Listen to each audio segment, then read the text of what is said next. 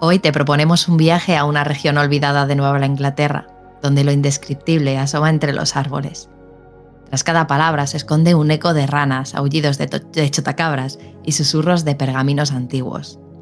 Imagina el olor de la madera húmeda, el polvo depositado en volúmenes de saber prohibido y el murmullo de un río sombrío. Aquí, una voz te invita a mirar bajo las piedras del folclore y a descender por los recovecos de la mente de un escritor atormentado, para entender la génesis de uno de los relatos más extraños y personales de la literatura del horror. Cierra los ojos, permite que las colinas del Valle del Miskatonic cobren vida y respira hondo. Bienvenidos, es hora de que nosotros crucemos el umbral y descubramos el horror de Dunwich. Bienvenidos, es el vuelo del cometa, soy Álvaro Aparicio, escritor, me acompaña la codirectora Diana Soriano, Juglar 2.0. El certamen de microrelatos está a puntito de llegar a su fin, acabará el 9 de octubre. Al final de este programa, en este especial dominguero del horror de Dunwich, vamos a hablar en los asuntos del cometa de Fantarquía, evento, jornada, festival, orgía bacanal de fantasía peligrosa que tendrá lugar en el corazón de Valencia el próximo 29 de noviembre. Y recordad que en los asuntos del cometa leeremos vuestros comentarios para que entre todos podamos bailar desnudos. El día de hoy vamos a hablar de alguien al cual nunca jamás le hemos dedicado un programa en este podcast, porque es alguien que está empezando, en la literatura está muerto, pero está empezando, se ha hecho famoso hace poco, es quien puede, HP Hewlett Packard, está con nosotros, damas y caballeros. Hablamos de Lovecraft, un autor de terror que no requiere presentaciones porque ¿para qué? Si es que le hemos dedicado ya como 24 horas de programa. Pero hoy vamos a hablar de uno de sus cuentos más emblemáticos, porque lo hablábamos el otro día con Diana cuando preparábamos este programa, y es que quizás sea de los poquitos o el único que realmente acaba bien. ¡Wow! Bueno, define bien. Bueno, a ver, luego lo veremos, pero para mí acaba bien. Define bien, Álvaro. Bien. Para mí no. Concepto de bien. De todas formas, claro. A ver, concepto de bien y con quién más. ¿Y con quién más? Bueno, claro. Desde el primer segundo, Lovecraft invita a los lectores a un terreno ambiguo en el que la imaginación enfrenta a la realidad. El cuento El horror de Dunwich fue escrito en el verano de 1928, cuando su autor pasaba por momentos vitales contradictorios, cuando no. Tras regresar a Providence desde Nueva York por la precariedad económica y el desencanto con la vida urbana, Lovecraft se encontraba de nuevo en la vieja casa familiar, rodeado de recuerdos de infancia, de su amada biblioteca y del jardín de su abuelo, pero también acosado por la pobreza y la sensación continua de fracaso. Había publicado relatos como La llamada de Cthulhu y el caso de Charles Dexter Ward. A pesar de la originalidad de sus obras, de estas en concreto, su reputación literaria era escasa y los pagos que recibía de revistas pulp apenas le permitían sobrevivir. Su intensa correspondencia con amigos como Robert Irving Howard y Clark Ashton Smith y su actividad como corrector y colaborador fantasma le mantenían en contacto con el mundo literario, pero él mismo confesó ser extremadamente sensible a las críticas y a menudo desistía de buscar la publicación de sus cuentos cuando sus editores le rechazaban. No seáis como Lovecraft, seguir intentándolo. Iba a decir una cosa, no sería tan importante comer para Lovecraft. Joder, ya empezamos. No sé. Ya empezamos con la Road Rage y no hemos empezado todavía, así que aún queda mucho por delante. Hoy no va a haber Road Rage. No va a haber Road Rage. Bueno, el horror de Dunwich, damas y caballeros, iba a convertirse en el relato que más dinero le proporcionaría, porque Farnsworth Wright, al cual algún día le dedicaremos un programa, quizás. O no. Editor de Whale Tale, seguro que sí, le pagó $240, el honorario más alto que recibió nunca por un cuento de terror, lo que equivaldría a casi $3,000 actuales. ¡Bravo, Lovecraft! ¡Bravo, hombre, que sí! Lovecraft lo celebró diciendo que la historia era tan endemoniada que su editor dudaría en imprimirla, aunque con su típica modestia añadía que había escrito cosas más personales. Bueno, damas y caballeros, en honor de Dunwich, antes de sumergirnos en la trama, conviene situar la figura de el señor maestro de Providence. Sabemos que nació en 1800... O sea, por si alguna vez no habéis venido en algún programa de Lovecraft, vamos a repasar un poco su vida, Ya sabemos que todos la conocemos, pero a lo mejor acabas de llegar a este podcast. Si es así, siéntete libre de sentarte, de coger un sofá muy cómodo y escuchar Again. Otra vez, oírnos hablar de Lovecraft. No, pero no va a ser tan sangrante. De hecho, venid, si eres un recién escuchante del podcast, ponte aquí, como un lorito en mi hombro, y ven, vamos de viaje por la fabulosa vida del maestro de Providence. Mejor iros con Álvaro. Bueno, no voy a entrar en mucha materia. Sabemos que la familia de Lovecraft era una familia con un montón de taritas curiosas respecto al clasismo, que Lovecraft esto lo mamó enteramente a todos los niveles. Y no voy a ir mucho más allá. Si tenéis un especial de Lovecraft publicado hace un par de años, ir a escucharlo, hombre. Así levantáis los programas viejos que están muertos de risa ahí. El caso es que Lovecraft, cuando su abuelo murió, que es una de sus figuras más relevantes, cayó en un estado de depresión bastante profundo que le hizo cuestionarse su existencia, pero la curiosidad intelectual le salvó, que es un poco el factor que permanece durante toda su vida, ¿vale? Lovecraft atravesó 3 etapas literarias. He hecho 2, porque no sé sumar, no sé qué son los números. Atravesó 3 etapas literarias. Una primera fase gótica, influida por Edgar Allan Poe, un ciclo de sueños inspirado en el señor Lord Dunsany, y un periodo cósmico en el que desarrolló los mitos de Tulu. El horror de Dunwich pertenece a este último momento, cuando ya había escrito La llamada y se estaba embarcando en relatos donde la ciencia, la magia y la mitología se combinan para poner de manifiesto que somos poco menos que una semilla de polvo, o sea, menos que polvo, o sea, una semilla de polvo, una semilla de protopolvo. Tú coges 2 piedras y las raspas y lo que sale de ahí es un universo comparado con nosotros. Pues eso es lo que somos dentro del concepto. La insoportable levedad del ser. Grande Kundera. Bueno, el caso es que en 1924 nos encontramos con un momento clave en la vida de Lovecraft que hemos explorado numerosas veces, que es cuando decide casarse con Sonia Green, se muda a Nueva York. Su vida es muy complicada porque ahí no entiende cómo funciona la sociedad, mucho ruido, eres un poco de provincias, tiene un montón de fobias, no voy a entrar en materia porque esto lo hemos dicho 1000 veces y me canso de decirlo, pero el caso es que finalmente regresa a Providence. Diana, tenéis que saber que esto, conforme se graba, es audio y vídeo, de modo que si venís a YouTube y os suscribís, podéis ver cómo Diana ha hecho con el piquito así, como cerrándoselo, como para dejar de manifiesto que no va a decir nada, porque siempre que abre la boca en estos momentos tenemos problemas, ¿verdad? Tenemos problemas. Sí, efectivamente. Me llaman la atención los de arriba. No. Los poderes fácticos que nos gobiernan me llaman la atención porque digo cosas sobre Lovecraft. La planta 666 nos coge por el telefonillo y nos dice, ¿qué decís? Estás diciendo, ¿otra vez? Tonterías, tonterías. Todo el tiempo tonterías. Esto es un programa de literatura. Hablar de literatura, no de tonterías. Así que vamos a volver a Providence, donde vivió modestamente con sus tías, quizás sus personas favoritas, rodeado de libros y poco más, porque era un hombre muy, muy austero. Ese contexto personal es importante para entender que al escribir sobre Dunwich, Lovecraft no solo retrata un paisaje rural imaginario, sino que proyecta su propio sentimiento de decadencia hereditaria y la ansiedad ante la mezcla de lo familiar y lo monstruoso, o la hibridación o el linaje, una vez más. Con ese trasfondo, el horror de Dunwich arranca con la descripción del Valle de Miskatonic, una comarca montañosa y atrasada, donde la degradación moral y física, como este programa, de sus habitantes es tan palpable que corre la voz de que viven incestuosamente y hay acciones de violencia innombrable, también como este programa Cuando no miráis.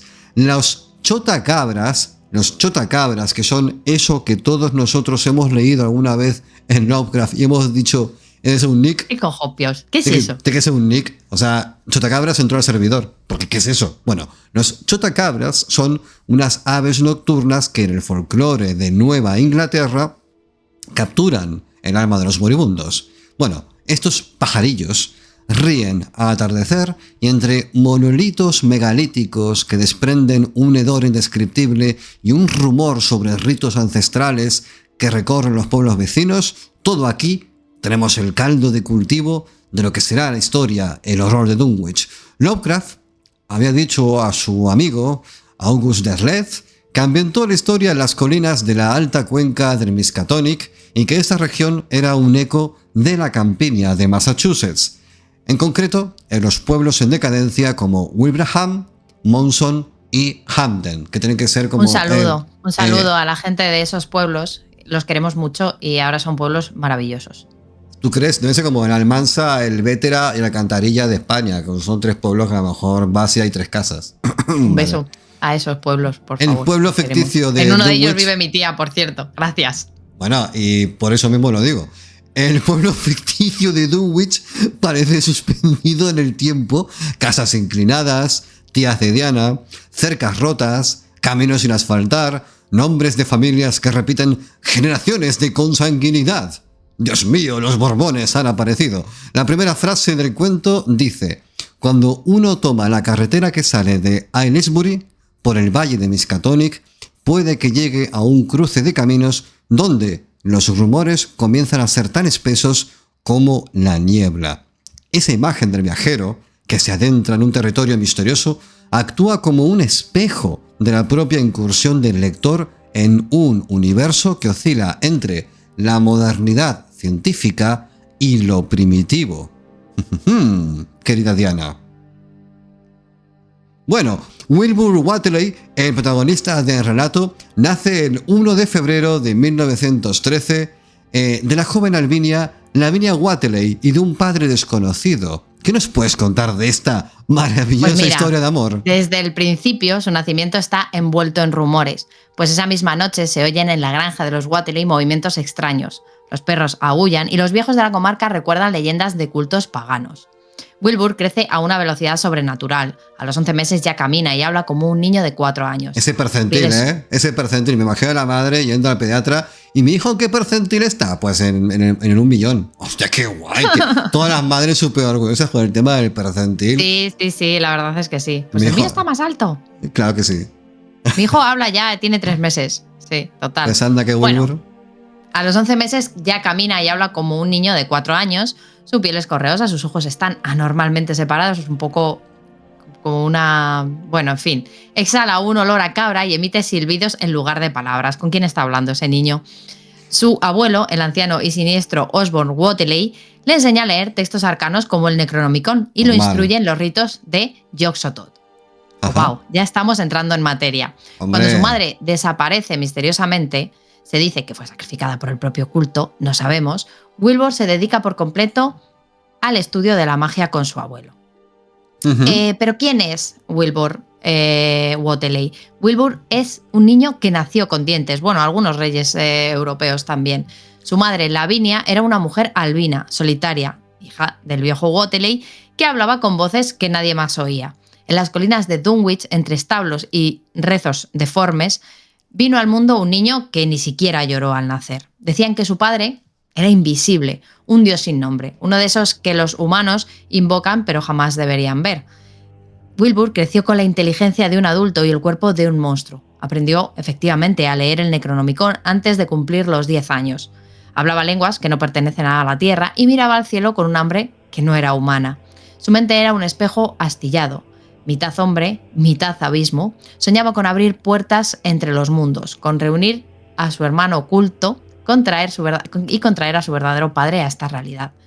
Wilbur no es que quisiera destruir el mundo, solo quería unirlo bajo la mirada del horror que lo engendró.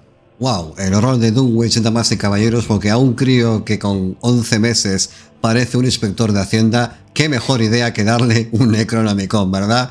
Y aquí en la página 44, hijo mío, tienes la forma de deshacer a la gente simplemente mirándola. Que es lo que puede salir mal, ¿verdad? Nada en absoluto. Bueno, redes sociales, damas y caballeros.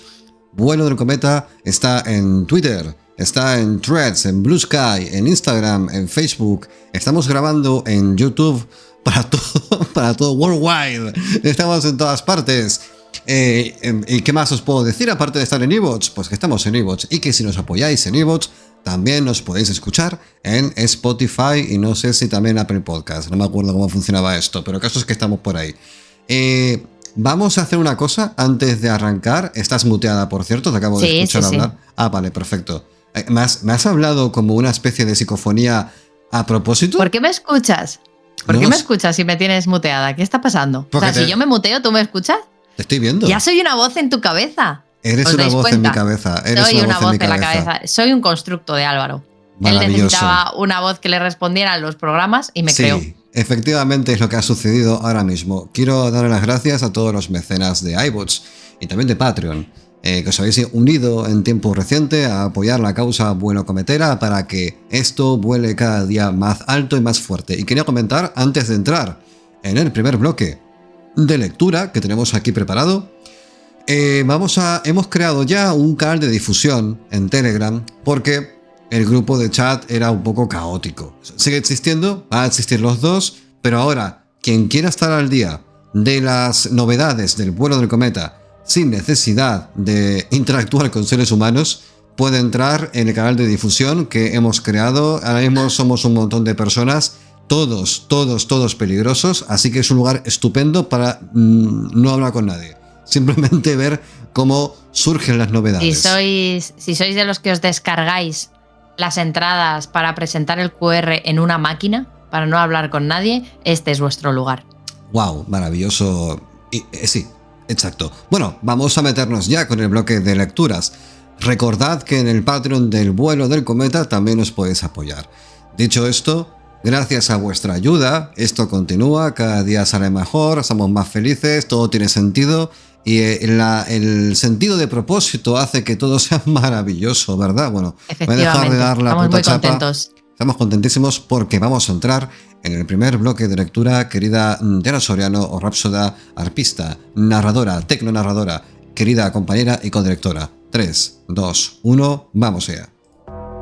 La noche en que Wilbur nació pudo oírse un grito espantoso, que retumbó incluso por encima de los ruidos de la montaña y de los ladridos de los perros.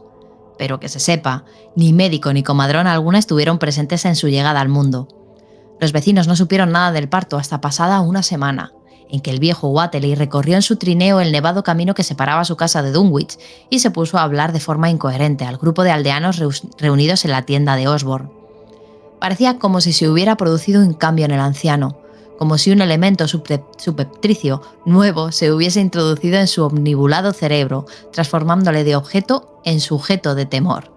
Aunque a decir verdad, no era persona que se preocupase especialmente por las cuestiones familiares. Con todo, mostraba algo de orgullo que últimamente había podido advertirse en su hija, y lo que dijo acerca de la paternidad del recién nacido sería recordado años después por quienes entonces escucharon sus palabras. Me trae sin cuidado lo que piense la gente. Si el hijo de Lavinia se parece a su padre, será bien distinto de cuanto pueda esperarse. No hay razones para creer que no hay otra gente que la que se ve por estos aledaños. Lavinia ha leído y ha visto cosas que la mayoría de vosotros ni siquiera sois capaces de imaginar. Espero que su hombre sea tan buen marido como el mejor que pueda encontrarse por esta parte de Aylesbury, y si supierais la mitad de cosas que yo sé, no desearíais mejor casamiento por la iglesia, ni aquí, ni en ninguna otra parte. Escuchad bien esto que os digo. Algún día oiréis todos al hijo de Lavinia pronunciar el nombre de su padre en la cumbre de Sentinel Hill. Las únicas personas que vieron a Wilbur durante el primer mes de su vida fueron el viejo Zechariah Wateley, de la rama aún no degenerada de los Wateley, y Mamie Bishop, la mujer con quien vivía desde hacía años Earl Sawyer. La visita de Mamie obedeció a la pura curiosidad y las historias que contó confirmaron sus observaciones, en tanto que Zachariah fue por allí a llevar un par de vacas de raza Alderney que el viejo Wateley le había comprado a su hijo Curtis. Dicha adquisición marcó el comienzo de una larga serie de compras de ganado vacuno por parte de la familia del pequeño Wilbur, que no finalizaría hasta 1928, es decir, el año en que el horror se abatió sobre Dunwich. Pero en ningún momento dio la impresión de que el destartalado establo de Wateley estuviese lleno de hasta rebosar de ganado. A ello siguió un periodo en que la curiosidad de ciertos vecinos de Dunwich les llevó a subir a escondidas hasta los pastos y contar las cabezas de ganado que pacían precariamente en la empinada ladera justo por encima de la vieja granja, y jamás pudieron contar más de 10 o 12 anémicos y casi exagües ejemplares. Debía ser una plaga o enfermedad, originada quizá por los insalubres pastos o transmitida por algún hongo o madera contaminados del inmundo establo, lo que producía tan crecida mortalidad entre el ganado de Wateley. Extrañas heridas o llagas, semejantes a incisiones, parecían cebarse con las vacas que podían verse padeciendo en aquellos contornos, y 1 o 2 veces en el curso de los primeros meses de la vida de Wilbur, algunas personas que fueron a visitar a los Whately creyeron ver llagas similares en la garganta del anciano canoso y sin afeitar, y en la de su desaliñada y desgreñada hija Albina. En la primavera que siguió al nacimiento de Wilbur, Lavinia reanudó sus habituales correrías por las montañas, llevando en sus desproporcionados brazos a su criatura de tez oscura. La curiosidad de los aldeanos hacia los Whately remitió tras ver al retoño, y a nadie se le ocurrió hacer el menor comentario sobre el portentoso desarrollo del recién nacido, visible de un día para otro. La realidad es que Wilbur crecía a un ritmo impresionante, pues a los 3 meses había alcanzado ya una talla y fuerza muscular que raramente se observaba en niños menores de 1 año. Sus movimientos y hasta sus sonidos vocales mostraban una contención y una ponderación harto singulares en una criatura de su edad, y prácticamente nadie se asombró cuando a los 7 meses comenzó a andar sin ayuda alguna, con pequeñas vacilaciones que al cabo de 1 mes habían desaparecido por completo. Bueno, pues imaginaos al pequeño Wilbur ahí con sus tiernos 11 meses, que de pronto dice: madre, por favor, quiero leer el BOE. Madre, tráigame el Confidencial, quiero leer periódicos de derecha. Bueno, 2 de programa. Vamos a ver qué está pasando aquí, porque hay un detalle fundamental. ¿Qué está pasando en Dunwich? ¿Qué está pasando en Dunwich? No, ni de izquierdas ni de derechas. Dunwich, ahí está todo lo bueno, porque mientras Wilbur crece, otra presencia crece también en secreto en la granja. Los vecinos notan que el granero aumenta de tamaño y que los Whately compran ganado para alimentar algo invisible. Wilbur y su abuelo refuerzan puertas, derriban paredes y levantan una torre improvisada. Es lo que tiene cuando ves el programa de los gemelos de reformas. Lovecraft sugiere que algo colosal y monstruoso, algo que no puede sobrevivir a la luz del día, está siendo criado en esa estancia. Este elemento, la idea de un gemelo monstruoso oculto, tiene raíces en la literatura que Lovecraft admiraba. El relato es una suerte de homenaje a Arthur Machen. Historias como El gran dios Pan y la novela del sello negro contienen figuras medio humanas cuyo verdadero aspecto solo se revela tras su muerte. A Lovecraft le fascinaba el folclore que decía que las chotacabras podían capturar el alma de los moribundos. En el cuento, estos pájaros se congregan alrededor de la granja cuando algo muere, como si asistieran a banquetes invisibles. Tengo que decir que Estados Unidos, ¿qué folclore de mierda tenéis? ¿Pájaros que absorben tu alma, colega? ¿De verdad? ¿En serio? ¿Chotacabras? Vamos a ver, porque ya se está metiendo Álvaro en tremendo jardín. Bueno, ya ha empezado a meterse en tremendo jardín. Pero ¿por qué estos animales tienen tan mala fama? Pues son feos. Dicen que el chotacabras, ¿qué van a ser feos? Bueno, tienen los ojos rojos y son negros. Es que, son feos de cojones. Escuchadme, ¿por qué tienen tan mala fama? Dicen que el chotacabras vuela bajo cuando cae la noche, tan cerca del suelo que su sombra parece arrastrarse bajo ellos. Sus ojos rojos, encendidos por la luz de las farolas o los faros, delatan su presencia un instante antes de desaparecer. En los pueblos contaban que chupaba la leche de las cabras dormidas, pero la leyenda olvida lo esencial, que no busca leche, sino aliento. Su canto, largo y tembloroso, es el hilo que vibra entre este mundo y el otro. Los griegos lo llamaban psicopompos, un guía de almas. Donde cantan, alguien parte, y donde callan, algo ha cruzado. Lovecraft lo convirtió en un presagio rural, eco de un pasado que la ciencia pues, no logra enterrar, porque hay aves que no vuelan, flotan entre dimensiones. Y cuando uno canta junto a tu ventana, Álvaro, no te está cantando a ti. Está esperando. Escúchame, le parto la cabeza al pájaro, si pesa 300 gramos. Vamos a escuchar cógelo primero. Vamos a escuchar el sonido de un chotacabras. Voy a entrar en YouTube, voy a hacer un poco de producción en directo. Esto no lo va a escuchar Diana, pero se lo voy a describir yo a ella. Es que, vamos a ver, ¿queréis escuchar cómo suena un chotacabras? ¿Queréis escuchar? Quiero saber cómo... Venga, el sonido ominoso de cómo es. Sí.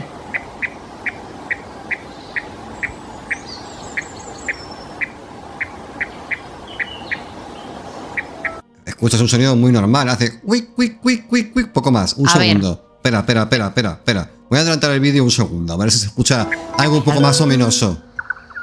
Ah, mira. Parecen sapos.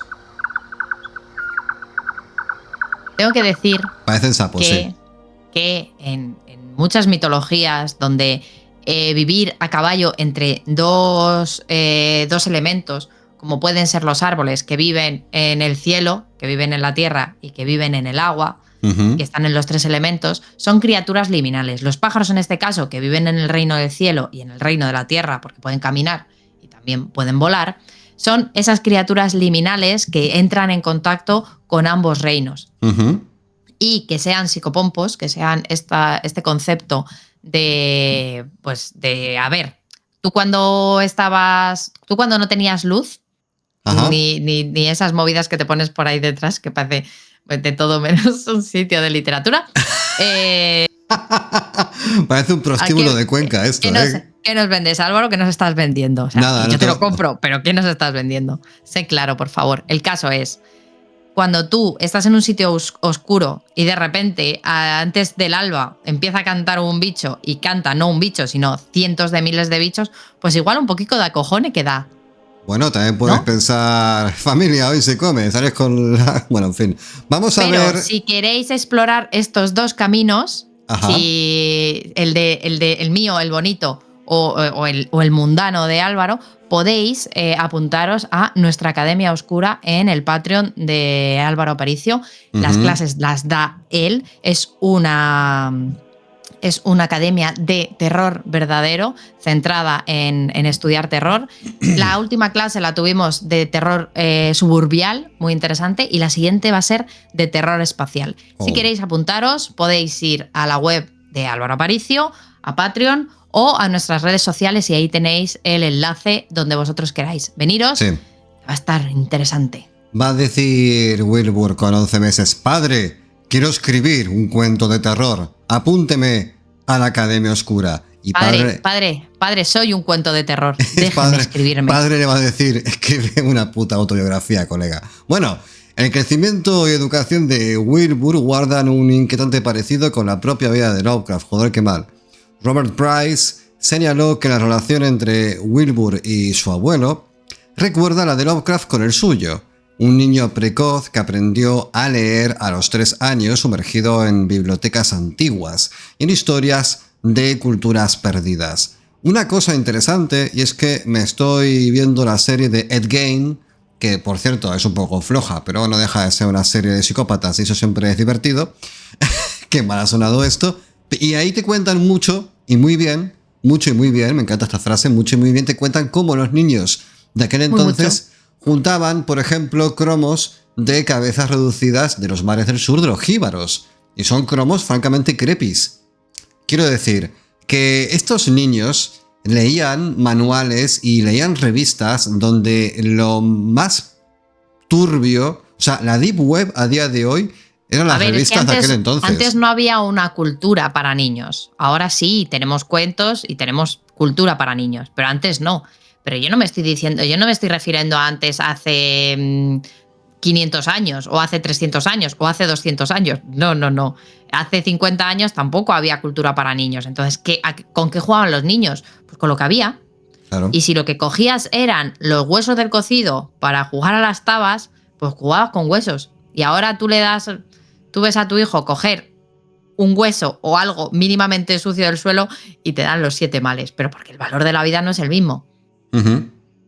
Bueno. Y el valor de la infancia, pues tampoco, desgraciadamente. Bueno, que hemos mejorado, quiero decir.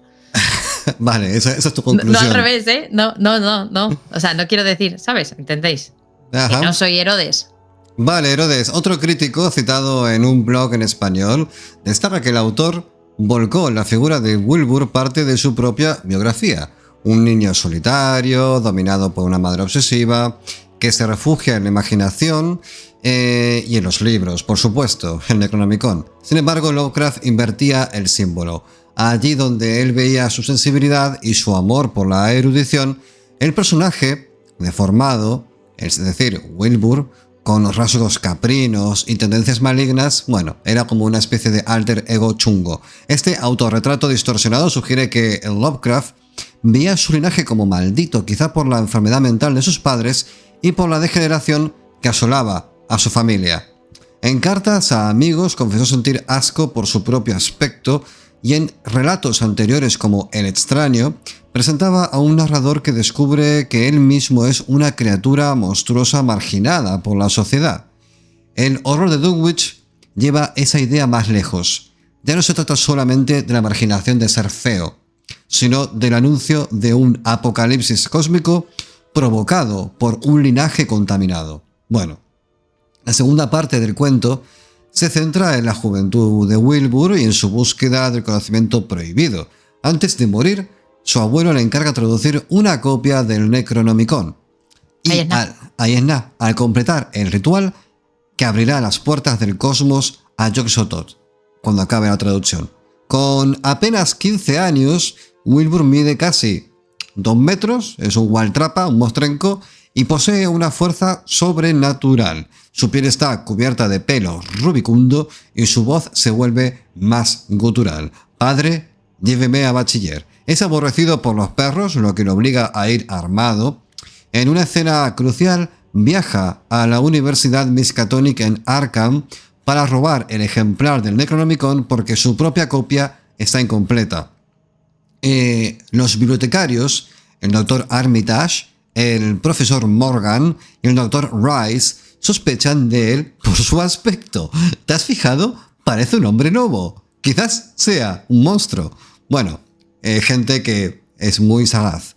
El caso es que Henry Armitage, el bibliotecario, le niega el acceso a las páginas que contienen la fórmula para convocar a Yog-Sothoth.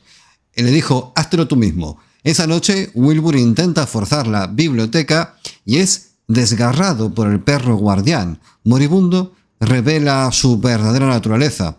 Su cuerpo es una mezcla de tentáculos y pelaje con oquedades en lugar de ojos y extremidades que terminan en pezuñas. Sus últimos estertores son ininteligibles, salvo por el grito ¡Padre! ¡Padre!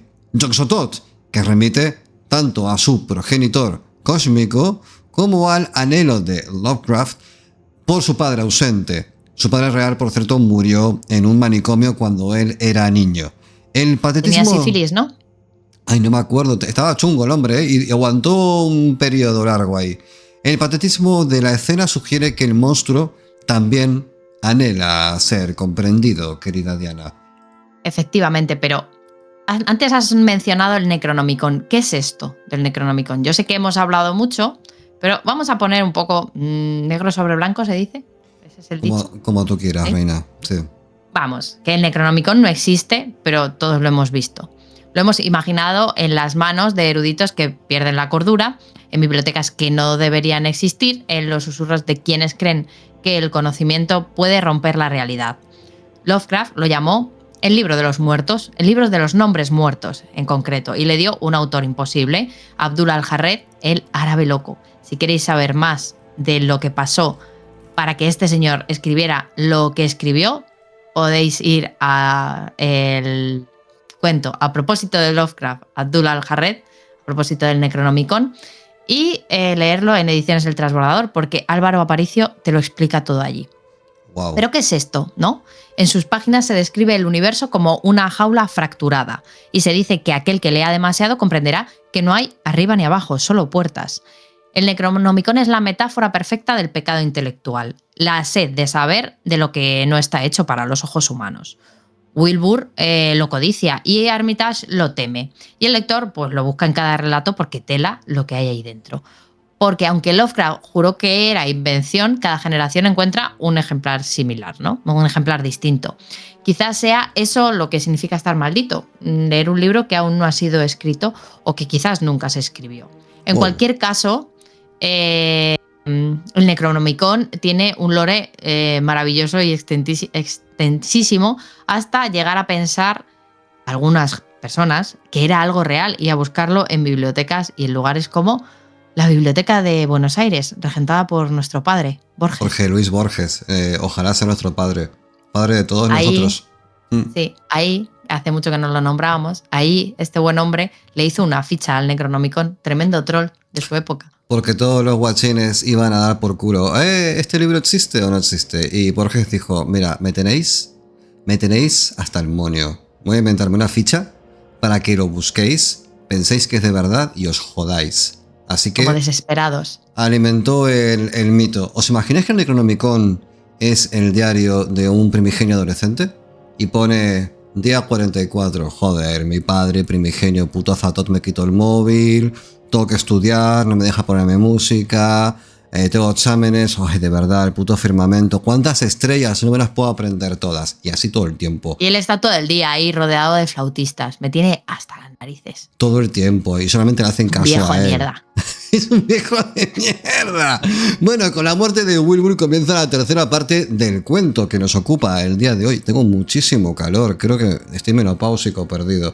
Voy a bajar un poco Donde esto. el auténtico horror se desencadena en este caso. Durante años su gemelo invisible ha crecido en el granero, alimentándose de reses, caballos y quizás de personas. De su propia madre. Ahora, sin el influjo de Wilbur y el abuelo, la criatura rompe sus ataduras y se lanza al campo. ¡Hala, vámonos! ¡Hala, venga! Recordad que Babe, el cerdito valiente, recordad que cuando estaban en la casa, el granero, la casa, lo que sea, la estaban construyendo por dentro, una reforma que te cagas de 9.000 euros para que por dentro cupiese algo más grande. Claro, para que estuviese hueca. Estaban ahí nada más que tirando tabiques de pladur. Tabiques de pladur. Bueno, paliques de tabur, iba a decir. Bien dicho. El caso es que el texto en este punto se transforma en una crónica colectiva. Se describe cómo una nube de polvo y árboles derribados, avanzan por colinas y bosques, dejando tras de sí casas destruidas y ganado aplastado. Los habitantes de Dunwich, que el gentilicio será dunwichianos, imagino. Dunwildino. Vamos a buscarlo. ¿Cómo es el gentilicio de... Gentilicio de Dunwich. Los habitantes, no te creas que esto es algo corto. O sea, están durante 3 o 4 días desde que Wilbur muere y la criatura escapa, incapaces de verlo porque, oh, wow, es invisible. O sea, no se le puede ver. Entonces, solo ven lo que el terror y el horror que deja a su paso. Y bueno, pues ese olor hediondo de criatura que tiene muchos pliegues y se le queda así el sudorcillo entre medias. ¡Qué mal! Bueno, oyen esos rugidos, sienten el hedor y ven las huellas gigantescas que evidentemente no pertenecen a ningún ser conocido. Es un horror que se manifiesta por sus efectos, lo que intensifica ese terror psicológico. Si ya sabían que los Wateley estaban haciendo algo raruno, pues ya, ¿para qué más? A ver, ¿qué preferís? ¿Dunwichiano o Dunwichita? Ambos. Dunwichita. Dunwichita mola, ¿verdad? Vale, pues Dunwichita, sí. Los Dunwichitas, ahí lo tenéis. Continúa, muy bien, perdón. pues los Dunwichitas. Esta estrategia de sugerir antes que mostrar remite a Lovecraft en su mejor versión. Solo al final, cuando el Dr. Armitage y sus colegas preparan un ritual para detenerlo, es posible ver a la monstruosidad al espolvorear un polvo que hace visible parte de la criatura. Un cuerpo sin cabeza, lleno de pseudopodos, que no sé qué son, un tronco lleno de bocas y ojos, con apéndices que terminan en garras y un rostro esbozado, que parece Wilbur, pero que tiene el cabello rojo y es albino. Recuerda vagamente a Lavinia. Es en uno de sus costados, bueno, en fin, una visión inenarrable que roza la herejía poética, pero que ellos logran expulsar mediante conjuros y la lectura de pasajes del Necronomicon, o sea, aquello que quería hacer Wilbur, pero invertido. Es uno de los pocos relatos de Lovecraft, los humanos triunfan. Sin embargo, la victoria es ambigua. Armitage advierte que la criatura era solo una prueba de lo que sucederá si alguien completa el ritual y que el cosmos está lleno de entidades que acechan nuestra dimensión. La amenaza se cierne como una sombra sobre el valle, prolongando el efecto de horror más allá de cualquier tipo de desenlace. Bueno, pero es como decir, el mundo es muy grande, van a pasar más cosas, pero realmente acaba bien. Porque claro, o sea, y quien tiene el oro, porque recordemos que los Wateley pagaban estas vacas en oro, quien tiene el oro para darle de comer a esa persona, cosa animal / ente, que come como una pupa mala hasta ponerse así de tocho, 15 años. 15 años. Para entender la riqueza literaria del cuento, conviene analizar algunos de sus elementos clave. En primer lugar, la voz narrativa que mezcla la crónica periodística con el rumor folclórico. El narrador recopila testimonios de campesinos, recita nombres de lugares reales y utiliza un lenguaje arcaico que otorga verosimilitud. Este recurso recuerda al registro pseudocientífico de la llamada de Tulu, donde un protagonista reconstruye eventos mediante recortes de prensa. Aquí, Lovecraft incorpora la superstición de Nueva Inglaterra, como la creencia de los pajaritos, que pueden robarte el alma, y la mezcla con su propio panteón de dioses. La presencia de Yog-Sothoth, un dios externo que existe fuera del Shub-Niggurath, perdón, fuera del tiempo y el espacio, me he ido... Por cierto, Shub-Niggurath, creo que Shub-Niggurath es hembra. No sé por qué, me da la impresión que es una entidad femenina. Bueno, ahora te lo explico. Ahora te lo explico. Termina y ahora te lo explico. Vale. Bueno, el caso es que la presencia de Yog-Sothoth es significativo. El relato es la primera obra en darle un papel activo a esta entidad y en mencionar a Shub-Niggurath, otra entidad fecunda. Que por cierto, Shub-Niggurath aparece también como enemigo final en Quake 1. Ya con eso hemos hecho el agosto. El ritual de los Whatley puede abrir un portal para que Yog-Sothoth pueda procrear con su descendencia humana y engendrar seres capaces de conquistar la Tierra.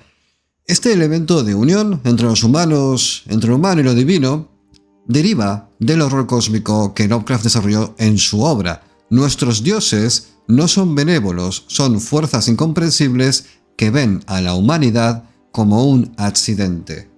¿Qué más? Efectivamente, pero ¿quién es este, no? O sea, Shub-Niggurath, porque con Lovecraft siempre navegamos esta inconclusión, esta ambigüedad de quién es quién en sus cosmogonías.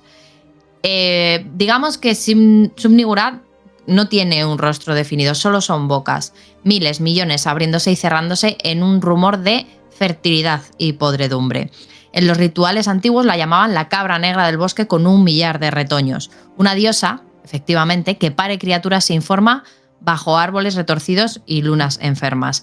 No es el mal, es la fecundidad cósmica, la vida en su estado más obsceno, multiplicándose sin orden ni propósito.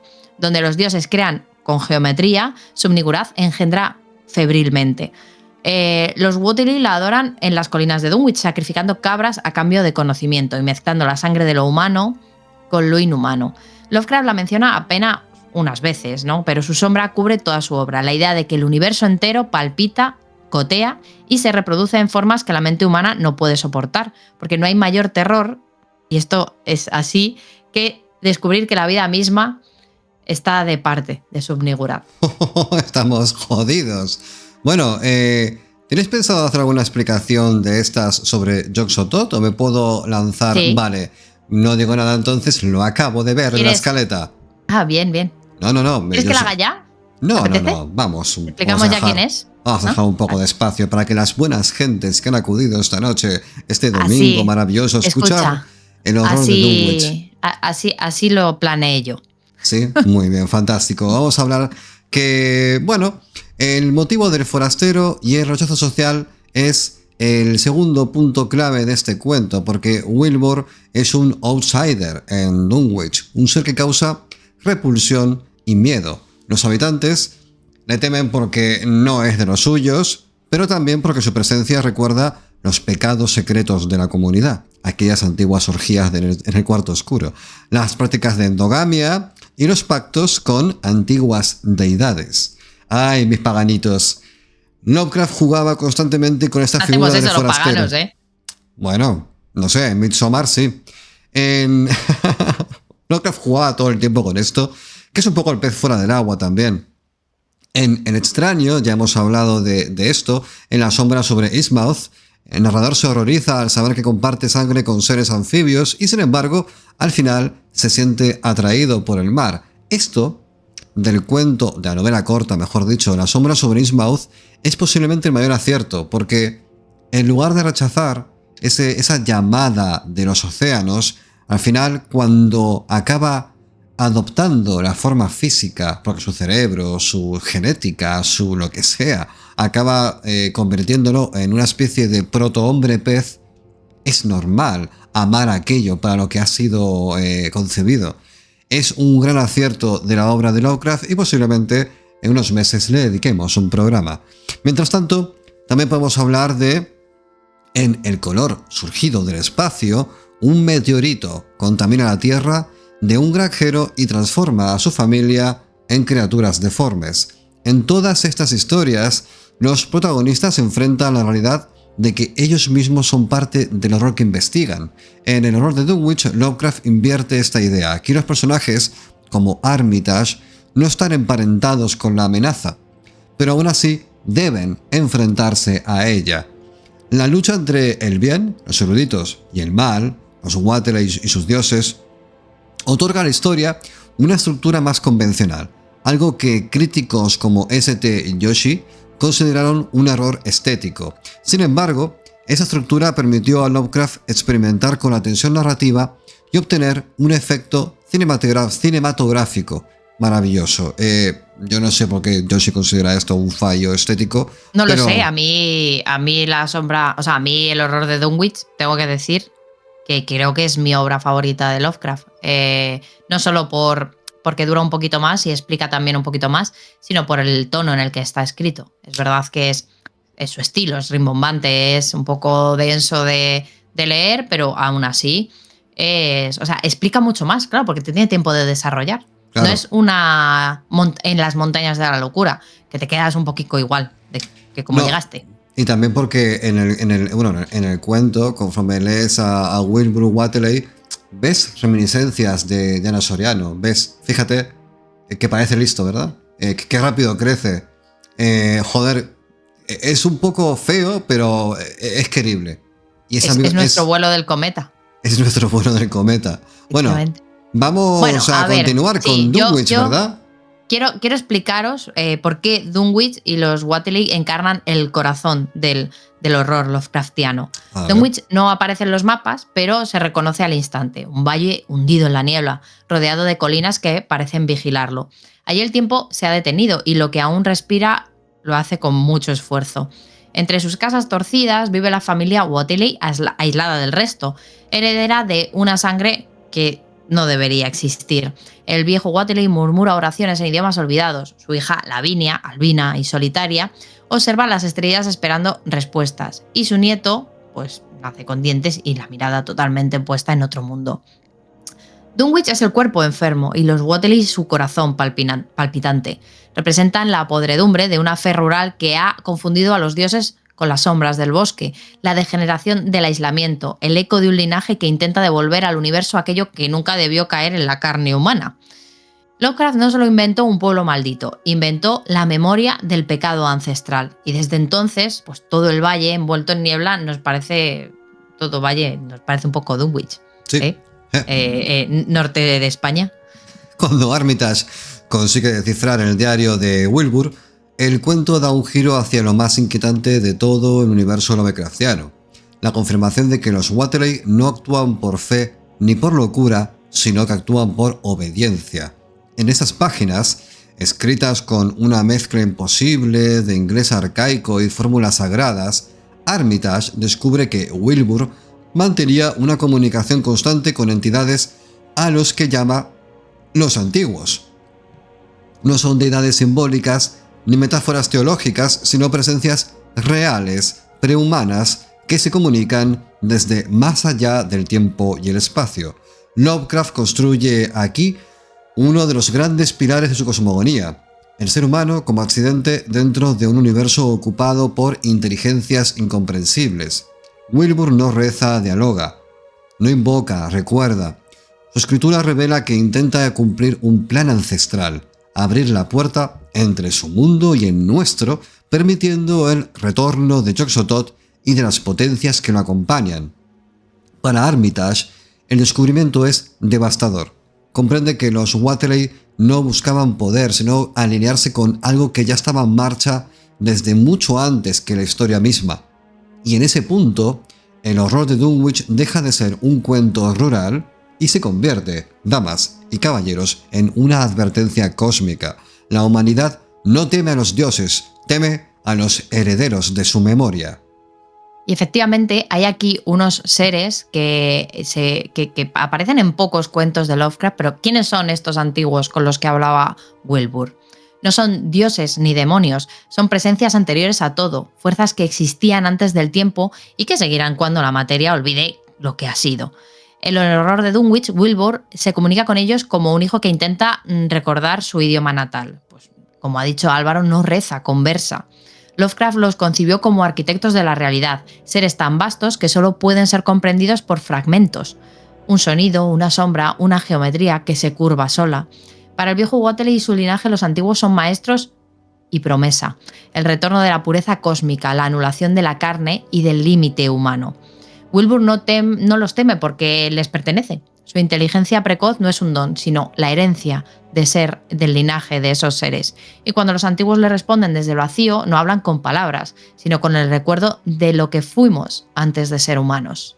En tercer lugar, destaca el uso del folclore anglosajón. Lovecraft admiraba a autores como Nathaniel Hawthorne, cuyas historias de Nueva Inglaterra exploraban la culpa puritana y la superstición. En el horror de Dunwich, los chotacabras y los montículos megalíticos evocan la mitología local.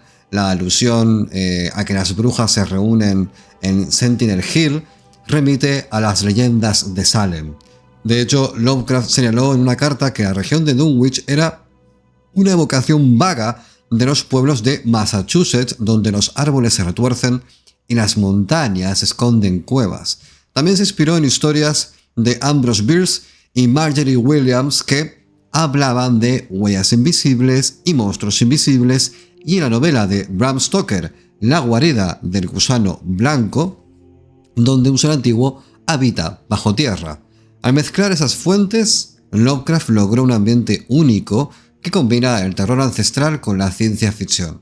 Los temas literarios se complementan con la biografía misma del autor.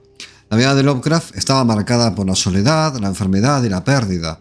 Su madre, que solía llamarlo mi pobre niño grotesco, y creo que con eso la autoestima de cualquiera se va a las nubes, porque joder, que tu madre te diga eso, que tu madre, que hasta embadurnado de mierda te comería besos, pues imagínate que te diga eso, ¿vale? Bueno, su madre murió en 1921 en el mismo hospital donde había muerto el padre de Lovecraft. Y Lovecraft, lógicamente, quedó devastado y temía haber heredado la misma enfermedad mental. En 1926, tras la ruina económica, volvió a la casa de sus tías en Providence y su carrera literaria pareció repuntar con la publicación de historias en Weird Tales. Fue entonces cuando escribió El horror de Dunwich, con la esperanza de venderlo a una revista que apreciaba su creatividad. Bueno, todo esto lo hemos comentado ya, el tema de las cartas, donde estaba muy contento de haber podido publicar esto, y contradictoriamente se refería a su obra como un mero ejercicio derivado de sus lecturas de Arthur Machen. Vamos a irnos ya con Yog-Sothoth, querida Diana, a ver qué nos puedes contar sobre el padre invisible de Dunwich. ¿Quién es este padre invisible? Si Sub-Niggurath es el cuerpo, Yog-Sothoth es la mente, pues no tiene cuerpo. Es una presencia hecha de puertas, un eco del universo antes de que se hiciera el tiempo. No está dentro ni fuera, es todas las fronteras a la vez.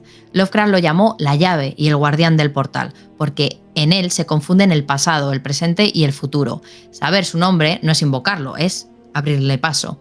En el horror de Dunwich, Wilbur y su hermano son sus hijos, carne humanizada mezclada con la geometría del infinito. Por eso sus cuerpos se deforman, intentando contener algo que no pertenece a esta dimensión. Yog-Sothoth no gobierna ni castiga, no es ni bueno ni malo, solo observa. Es la conciencia pura del cosmos, un dios que no distingue entre creación y destrucción. Rezarle es inútil y entenderlo imposible, pero sentirlo es darse cuenta de que el universo nunca estuvo vacío, solo en silencio. A mediados de los años 30, la reputación de Lovecraft seguía siendo modesta. En verdad siempre lo fue. Su obra era valorada en círculos reducidos y él se veía como un escritor fracasado. Murió en 1937 a los 46 años en la pobreza y con un diagnóstico de cáncer intestinal. No pudo ver el impacto que su legado tendría en la cultura popular posteriormente. Las ideas sembradas en este cuento, sin embargo, germinarían décadas después en múltiples adaptaciones y reinterpretaciones.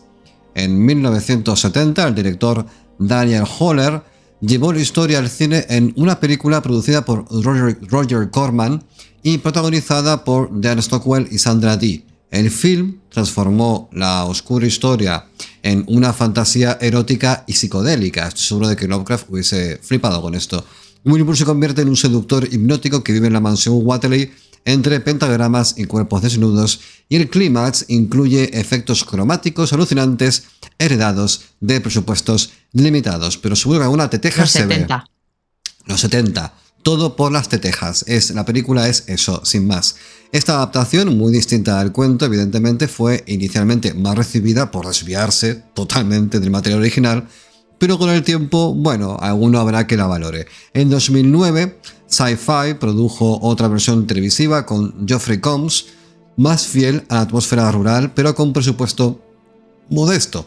Además, existen adaptaciones en cómic. Por ejemplo, Alberto Breccia ilustró una versión en el 74 para la revista Scorpio. El escritor Joe Lansley y el dibujante Peter Bertin publicaron una miniserie de 4 números en 2011, y en 2021 el mangaka Go Tanabe adaptó el cuento en un manga con gran detalle, que ese, por cierto, los especiales de Tanabe se ven en todas partes. Vais a Akira, vais a Gigamesh y vais a encontrar segurísimo el cómic en primera balda. La historia también ha inspirado cuentos del canceladísimo Neil Gaiman, capítulos de la serie Dark Shadows, misiones en videojuegos como Fallout 3 y canciones de bandas de doom metal. Esta diversidad de reinterpretaciones evidencia la potencia narrativa original y su capacidad para adaptarse a un montón de medios, como por ejemplo el cuerpo de Diana aquí presente es más Dunwich que otra cosa. El cuento de Lovecraft ha sido objeto de críticas y elogios. Cuentos como autores como Kingsley Amis alabaron su memorable repugnancia, mientras que St. Yoshi lo considera, como dijimos antes, estéticamente fallido por presentar una lucha maniquea entre el bien y el mal. Los defensores... Polines, Yoshi. Yoshi, qué exigente eres, macho. Polines. Bro, afloja, bro. Bájame 2 tonitos, ¿eh? Bueno, los defensores señalan que la estructura de suspense, con la revelación gradual del monstruo, es muy buena y que la atmósfera rural contrasta eficazmente con las escenas de horror cósmico. Los detractores argumentan que Armitage y sus colegas, todo esto les resta ambigüedad, y que al final, donde se recita un conjuro para salvar al mundo, parece demasiado optimista para Lovecraft. En cualquier caso, la historia se ha mantenido como una de las favoritas del público, Diana aquí presente por ejemplo, porque ofrece un equilibrio entre lo folclórico, lo cósmico y porque el lector se siente partícipe de una investigación que combina ciencia con la Universidad Miskatonic y el uso de polvos reactivos para revelar lo invisible con superstición, conjuros y rituales ancestrales. Dicho lo cual, vamos a saltar inmediatamente a la siguiente lectura de esta noche. ¡Vámonos! En 3, 2, 1, ¡vamos allá! En el suelo, encima de un fétido charco de líquido purulento entre amarillento y verdoso y de una viscosidad bituminosa, yacía medio recostado un ser de casi 9 pies de altura, al que el perro había desgarrado toda la ropa y algunos trozos de piel. Aún no había muerto, se retorcía en medio de silenciosos espasmos, al tiempo que su pecho jadeaba al abominable compás de los estridentes chirridos de los chotacabras que, expectantes, oteaban desde fuera de la sala. Esparcidos por toda la estancia podían verse trozos de piel de zapato y jirones de ropa, y junto a la ventana se veía una mochila de lona vacía que debió arrojar allí aquel gigantesco ser. Junto al pupitre central a la ventana había un revólver en el suelo, con un cartucho percutado pero sin pólvora, que posteriormente serviría para explicar por qué no había sido disparado. No obstante, aquel ser yacía en el suelo eclipsó un momento cualquier otra imagen que pudiera haber en la estancia. Sería harto trillado y no del todo cierto decir que ninguna pluma humana podría describirlo, pero ya sería menos erróneo decir que no podría visualizarse gráficamente por nadie cuyas ideas acerca de la fisionomía y el perfil en general estuviesen demasiado apegadas a las formas de vida existentes en nuestro planeta y a las 3 dimensiones conocidas. No cabía duda de que en parte se trataba de una criatura humana, con manos y cabeza de hombre, en tanto su rostro chotuno y sin mentón llevaba el inconfundible sello de los Wateley. Pero el torso y las extremidades inferiores tenían una forma teratológicamente monstruosa. Solo gracias a una holgada indumentaria pudo aquel ser andar sobre la tierra, sin ser molestado o erradicado de su superficie. Por encima de la cintura era un ser cuasi antropomórfico, aunque el pecho, sobre el que aún se hallaban posadas las desgarradoras patas del perro, tenía el correoso y reticulado pellejo de un cocodrilo o un lagarto. La espalda tenía entre un color moteado, entre amarillo y negro, y recordaba vagamente la escamosa piel de ciertas serpientes, ciertas serpientes. Pero con diferencia, lo más monstruoso de todo el cuerpo era la parte inferior. A partir de la cintura desaparecía toda semejanza con el cuerpo humano y comenzaba la más desenfrenada fantasía que cabe imaginarse. La piel estaba recubierta de un frondoso y áspero pelaje negro, y del abdomen brotaban un montón de largos tentáculos, entre grises y verdosos, de los que sobresalían flácidamente unas ventosas rojas que hacían las veces de boca. Su disposición era lo más extraño, y parecía seguir las simetrías de alguna geometría cósmica desconocida en la Tierra e incluso en el sistema solar. En cada cadera, hundido en una especie de rosácea y ciliada órbita, se alojaba lo que parecía ser un rudimentario ojo, mientras que en el lugar donde suelen estar el rabo le colgaba algo que tenía todo el aspecto de una trompa o tentáculo, con marcas anulares violetas y múltiples muestras de tratarse de una boca o garganta sin desarrollar. Las piernas, salvo por el pelaje negro que las cubría, guardaban cierto parecido con las extremidades de los gigantescos sauros que poblaban la Tierra en los tiempos prehistóricos, y terminaban en unas carnosidades surcadas de venas que ni eran pezuñas ni garras. Cuando respiraba, el rabo y los tentáculos mudaban rítmicamente de color, como si obedecieran a alguna causa circulatoria característica de su verdoso tinte no humano. Mientras que el rabo tenía un color amarillento que alternaba con otro blanco grisáceo, de repugnante aspecto, en los espacios que quedaban entre los anillos de color violeta. De sangre no había ni rastro, solo el fétido y purulento líquido verdoso amarillento que corría por el piso más allá del pringoso círculo, dejando tras de sí una curiosa y descolorida mancha. La presencia de los tres hombres... Perdón, sigue tú. La presencia de los tres hombres mientras Diana agoniza debió despertar al moribundo ser allí postrado, que se puso a balbucir sin siquiera volver ni levantar la cabeza. Armitage no recogió por escrito los sonidos que profería, pero afirma que categóricamente... Está muriéndose en serio. Aparte te he dejado con la cámara en grande, me encanta, es divertidísimo. Al principio las sílabas desafiaban toda posible comparación con ningún lenguaje conocido en la Tierra, pero ya hacia el final articuló unos incoherentes fragmentos que evidentemente procedían del Necronomicon, el abominable libro cuya búsqueda iba a costarle la muerte. Los fragmentos, tal como los recuerda Armitage, rezaban así poco más o menos. Gai, ga, buxogog ya, yogsotot, desvaneciéndose su voz en el aire, mientras las chotacabras chirriaban en crescendo rítmico de malsana expectación.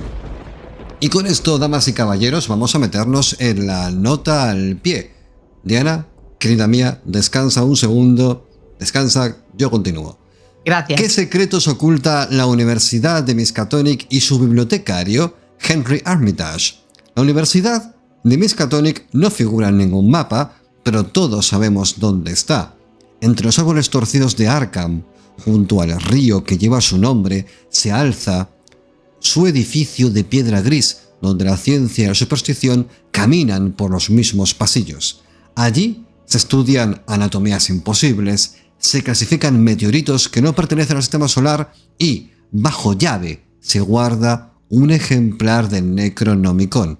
Miskatonic es el bastión de la razón en un universo que no la tiene. Un lugar que cree poder medir el abismo con reglas académicas, pero cada vez que uno de sus doctores abre un grimorio o analiza una muestra venida de las estrellas, el muro entre el conocimiento y la locura se adelgaza un poco más. Entre esos pasillos camina el doctor Henry Armitage.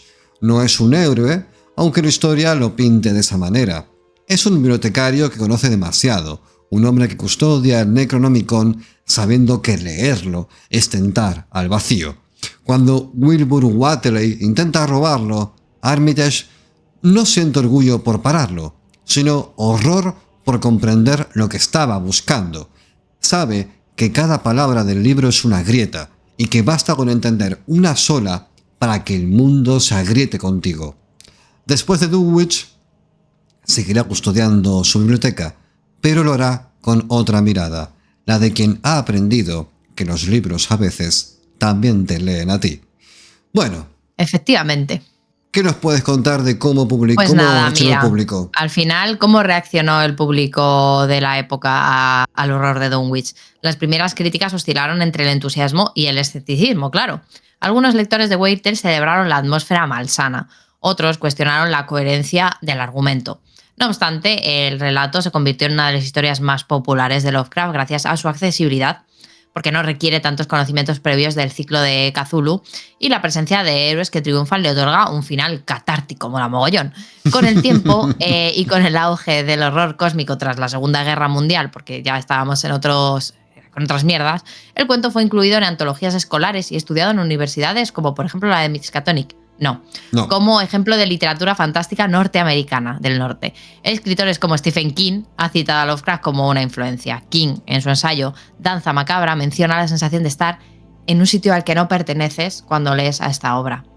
Y vamos a llegar ya a la última parada de este expreso hacia la medianoche. Este expreso en el que hemos hablado de una de las obras más importantes de Howard Phillips Lovecraft. Conviene, por supuesto, recordar a Lovecraft en su dimensión humana una vez más. Era un hombre atormentado y contradictorio, dotado de una capacidad creativa desbordante, pero prisionero de sus miedos, extrovertido en sus cartas y tímido en público, culto y al mismo tiempo prejuicioso, generoso con sus amigos e incapaz de ganarse la vida con su talento. Durante años escribió de forma desinteresada, corrigiendo cuentos de otros y ayudando a escritores nobles. Su legado permaneció en manos de sus amigos del llamado Círculo de Lovecraft, quienes conservaron sus manuscritos y los publicaron póstumamente. Gracias a ellos, hoy podemos leer y analizar el horror de Dunwich con perspectiva. Efectivamente, y ahora vamos a imaginar a Lovecraft en la noche de Providence, sentado a la luz tenue de una lámpara de aceite, corrigiendo pruebas de sus relatos mientras escucha el ulular del viento. Piensa en sus múltiples cartas, en las que se quejaba de sus ingresos, de sus problemas de salud y de sus crisis de inspiración, ¿por qué no?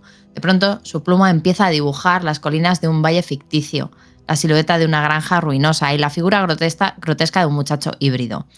Lo que nace es un puente entre su interior y el cosmos, entre la historia local de Nueva Inglaterra y un universo donde las leyes humanas no tienen ningún sentido. Este puente sigue existiendo para nosotros. Cuando Armitage y sus colegas recitan conjuros frente al monstruo invisible, nosotros nos enfrentamos a nuestros propios miedos. Cuando los aldeanos hablan de endogamia y de brujería, recordamos nuestras propias supersticiones. Cuando el monstruo grita «¡Padre, padre, yo sotot!», oímos el eco de un niño que perdió a su padre y que buscó consuelo en la mitología y en odiarse a sí mismo, fatal por parte de Lovecraft. Hay que amarse siempre. Tal vez ese sea el gran mérito de Lovecraft, ¿no? Convertir su angustia personal en una mitología compartida.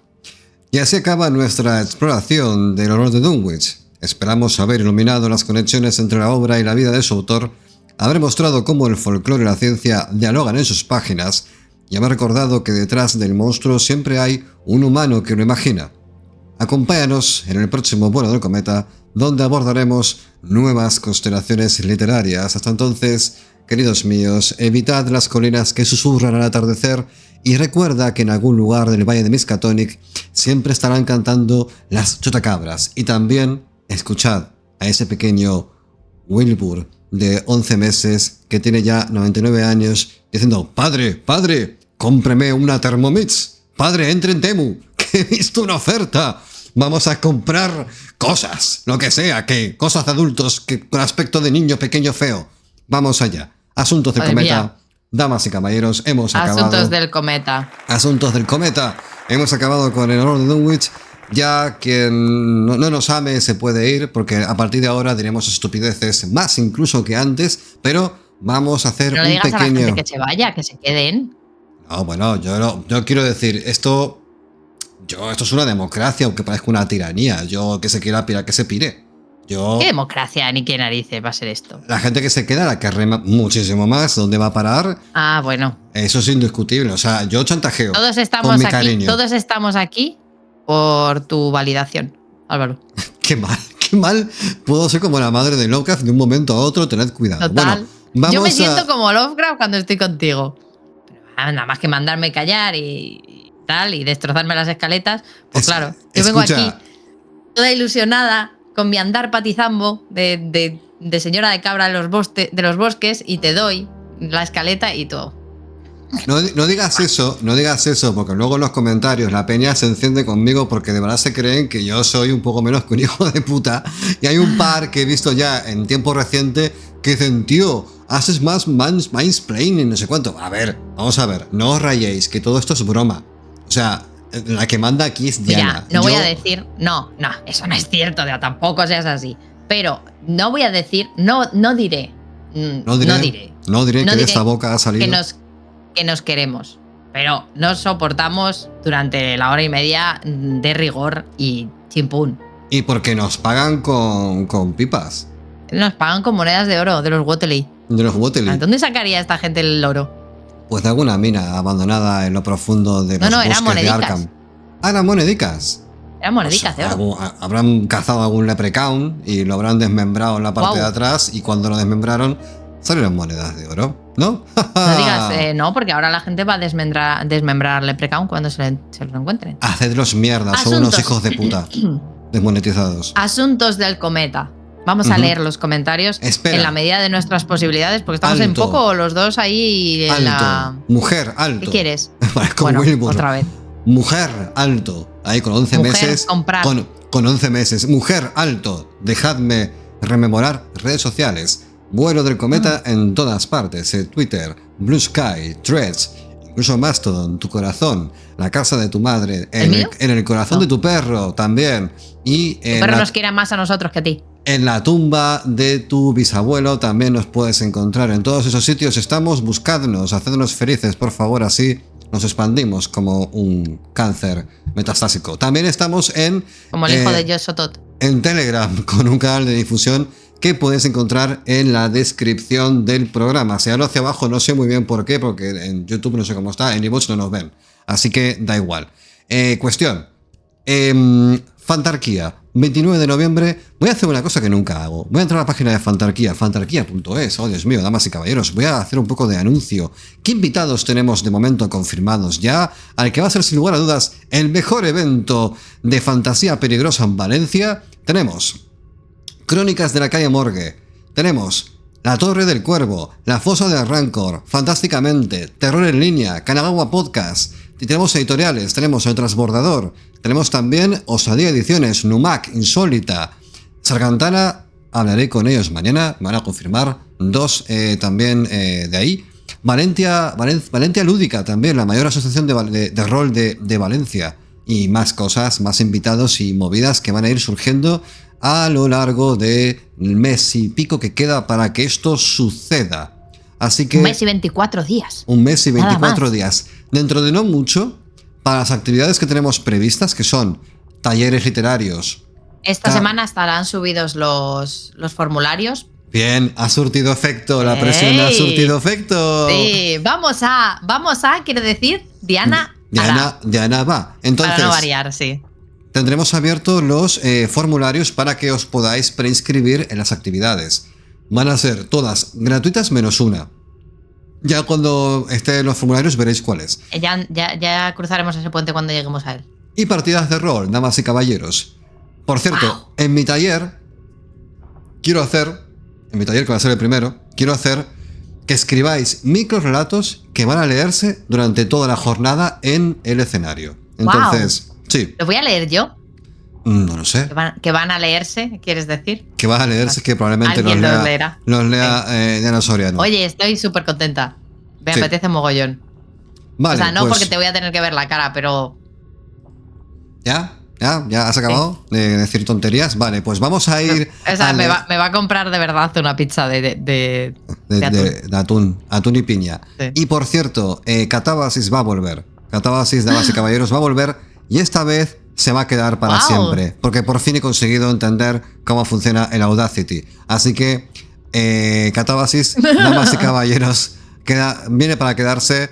El siguiente programa va a ser sobre la silla eléctrica. Temas alegres, como siempre ya sabemos. Padre, hábleme sobre la silla eléctrica. El pequeño Wilbur ahí de 11 meses. Pues, silla eléctrica y toda su historia. El pequeño Wilbur que tenía las habilidades sociales de la planta que tienes ahí detrás.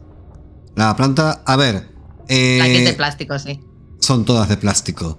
Aquí no hay seres vivos, ni siquiera yo estoy vivo. Bueno, vamos a continuar. Creo que no cuenta el estar muertos por dentro. Señora de los Caídos... Por esa regla de 3. Cállate. Señora de los Caídos se publicará dentro de poco en ediciones El Transbordador. Y por cierto, hemos hablado de Lovecraft y, excepto por lo que dijo Diana, no hemos hecho la promo. A propósito de Lovecraft, y más allá de Lovecraft, son dos libros de cuentos que publiqué con El Transbordador. Si queréis ver ampliada la cosmogonía lovecraftiana, podéis ir ahí y podéis leer cuentos maravillosos ambientados en toda esta movida lovecraftiana jodidísima. Bueno, vamos a leer los comentarios, sí, vámonos para allá, porque han habido cositas, ¿verdad? ¿Qué cositas tenemos por ahí? Tenemos un montón de comentarios de gente que nos quiere, nos ama o nos odia, por lo visto. Pero todos los sentimientos son bienvenidos y válidos. Sí. No como las opiniones, que no son todas válidas. O sea, pero bueno, wow.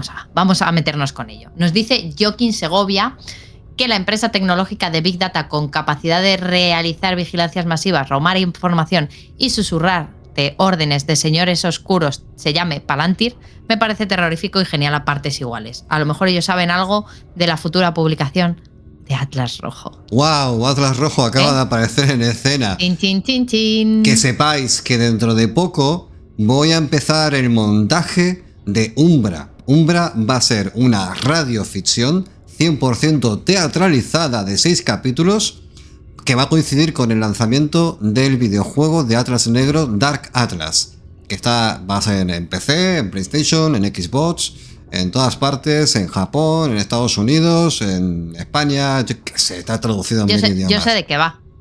Mira, estoy del juego hasta el gorro, 3 años estuvimos para hacerlo. No del juego. El otro día estuve jugando a la demo de Play. Ya tenéis la demo en Play por si queréis probarlo. Está guapísimo tú. Está guapens. Gratuita además, tanto guapens. Sí.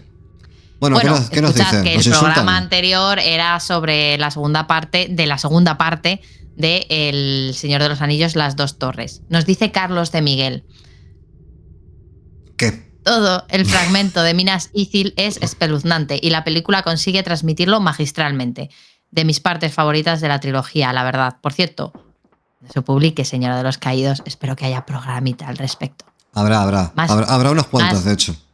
Hombre, por favor. O sea, nos vamos a meter ahí hasta las cejicas.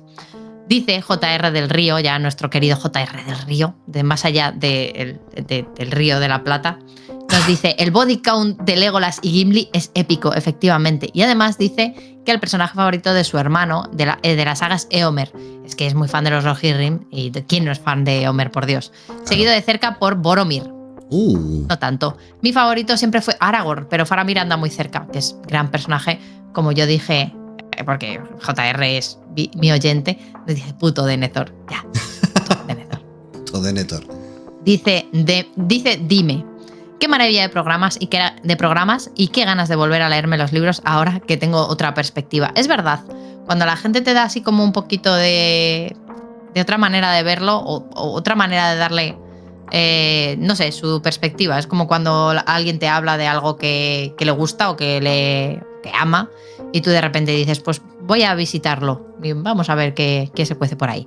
Nos dice Guille, de Historietas de Guille, vuestra serie del Señor de los Anillos me ha hecho proceder a apoyaros humildemente, pero algo, al Hombre, menos, jolines. Se agradece Guille, muchísimo. Mil gracias. Muchísimo. Hombre, para nosotros es la vida. No sois conscientes de la alegría que nos da, porque evidentemente es poca pasta, pero es que nos da igual, porque es el gesto. Da igual, es el hecho del apoyo, sí. Es el gesto de decir, oye, esto vale la pena, ¿vale? Porque al final es eso, es decir, la confirmación de que hacemos una buena labor. No voy a decir un buen trabajo, esto no es un trabajo, esto lo hacemos porque nos apetece, pero cuando tenemos un mecenas nuevo nos da mucha alegría porque es decir, hostia, pues entonces después de todo sí que lo hacemos bien.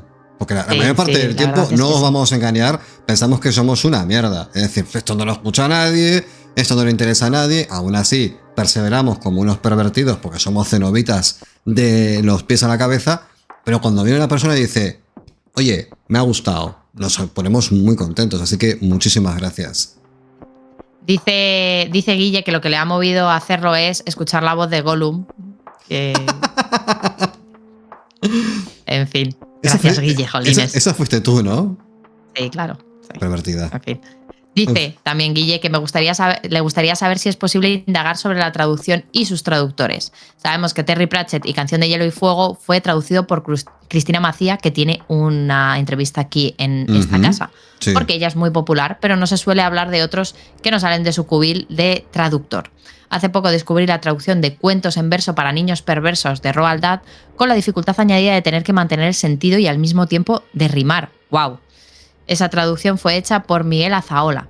El trabajo del traductor no suele reducir, pero no nos olvidamos que sin ellos la gran mayoría de la literatura universal no habrían llegado a nosotros. Y eso es una cosa verdad. que se ve, claro. O sea, por ejemplo, allí en Sudamérica del Sur. Sudamérica del Sur, bien, me gusta. Con gente tan célebre como Borges, como Cortázar. Claro, dándole también un poco de su perspectiva y al final gente que escribe interpretando un poco, porque cuando tú hablas otro idioma, que no es tu idioma nativo, aunque en el caso de Cortázar, pues sí que hablaba francés también, y además Borges, pues creo que su madre hablaba inglés y también lo podríamos decir que era lengua materna. Pero no es tu lengua. Interpretar pone mucho de tu alma en la traducción. Totalmente. Sí. A ver, lo que comenta Guille es muy interesante. El único hándicap es la poquita información que hay de mucho tema de traducción, porque hasta hace no mucho tiempo los traductores, me atrevería a decir hasta hace 20, 30 años, eran una figura que formaba parte de la cadena de valor del libro, pero no se tenían muy en cuenta por el motivo que fuera. Entonces no hay mucha información. O sea, hacer un análisis de una traducción es un tema complicado porque al no haber casi fuentes, pues partes de cero. Pero sí que podemos hacer algún intento. Decía también Guille en un comentario añadido que si puede echar una mano con lo que sea, yo encantado. O sea, si quieres ayudarnos a investigar, a indagar, siéntete libre, 100%, sabes dónde estamos, nos mandas un mensaje y lo miramos, sin problema. Vamos a ir, antes de los comentarios del siguiente programa que tenemos en iVoox, vamos a irnos a los comentarios de YouTube y volvemos luego a iVoox a hacer los comentarios del programa que subió Álvaro, que es también muy interesante, ahora lo comentamos. Nos dice Fernando Anguiano Olivares. Os quiero a todos los de YouTube, pero ¿qué nombres pone YouTube? O sea, nos dice, los mejores. Ole ahí, somos los mejores. Vámonos. Sí. Y ahora vamos a leer un comentario, y perdóname, Matías Palacios, que no te haya contestado aquí, es porque te quería contestar hablado, que pues todo esto pues se dice mucho mejor, más que escrito, porque es un comentario un poco polémico. Nos dice que en el minuto 1:19 afirmar que los caballeros del Dol Amroth no se animaron a salir hasta la derrota del Rey Brujo es francamente una falta de respeto. La puerta ya había sido destruida y el propio Rey Brujo encabezaba el ataque con toda la vanguardia del ejército de Mordor. Tras el sonido del cuerno de Rohan, el Rey Brujo se retira de escena, pero el asalto continúa penetrando la puerta y Gandalf mismo abandona su puesto para buscar a Faramir. En este contexto, insinuar, aunque sea con sutileza, que Imnarril, príncipe de Dol Amroth, y sus hombres actuaron con cobardía es no solo injusto, sino también una lectura superficial de los hechos. Hablas como si todo ocurriera en secuencia, pero no logras abstraerte que múltiples eventos se desarrollan simultáneamente, en medio del caos y la desesperación. Reducir la complejidad de ese momento a un juicio de valor es hablar por hablar. Querido Matías. No te enfades, Querido Matías, no me voy a enfadar para nada. Ah. Tienes que tener en cuenta dos cosas. Uno, que hacemos un programa de 1 hora y media, que hablamos de este caso, yo creo que 1 hora y media, 2 horas, que hablamos de muchas cosas. Y dos, que no es la vida real. Me refiero, no te enfades con nosotros por decir de broma que no salieron hasta que tal, porque es una broma en un contexto determinado, en un contexto de alabar una obra, porque le hemos hecho un programa. No, le hemos hecho 4 ya. Le hemos dedicado mucho esfuerzo y nos gusta la obra. No es ánimo de ridiculizar a nadie imaginario que no hizo algo. O sea, vamos a tener un poquito de proporcionalidad. O sea, la obra es la que es y nosotros hicimos una broma, sin más. Gracias, Matías, por tu comentario y bueno, pues te invitamos a que sigas acompañándonos en nuestros delirios y bromas, sobre todo, sobre este tipo de cosas. Vale, pero una cosa, deja de tocar la base del micrófono porque estás metiéndole ¿hago ruido? Muchísimo ruido. Muchísimo. Ay, perdona. No, Perdona. Me estás es una manera de regularme. Jodiendo los oídos mogollón. Perdona, lo siento. Me podías haber avisado antes. Estás disculpada, no te preocupes. Gracias. Continuando. Nos dice Cacaorot. ¿Qué mejor forma de empezar mi semana de libre que disfrutar de un nuevo podcast protagonizado por una belleza morena de media melena y voz aterciopelada y Diana Soriano? ¡Oh, wow! Totalmente de acuerdo con todo lo que acabas de decir, Cacaorot.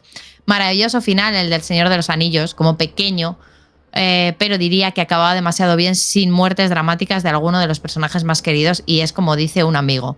Las mejores películas o novelas son en las que muere el protagonista. Bueno, ¿verdad? Yo no diría, a mí me da cosa también. Eso sí, la despedida final de Frodo y Bilbo y en general el cierre del libro es como una oda a la nostalgia que encoge el corazón y al despedir al lector de unos personajes y universo tan querido, efectivamente.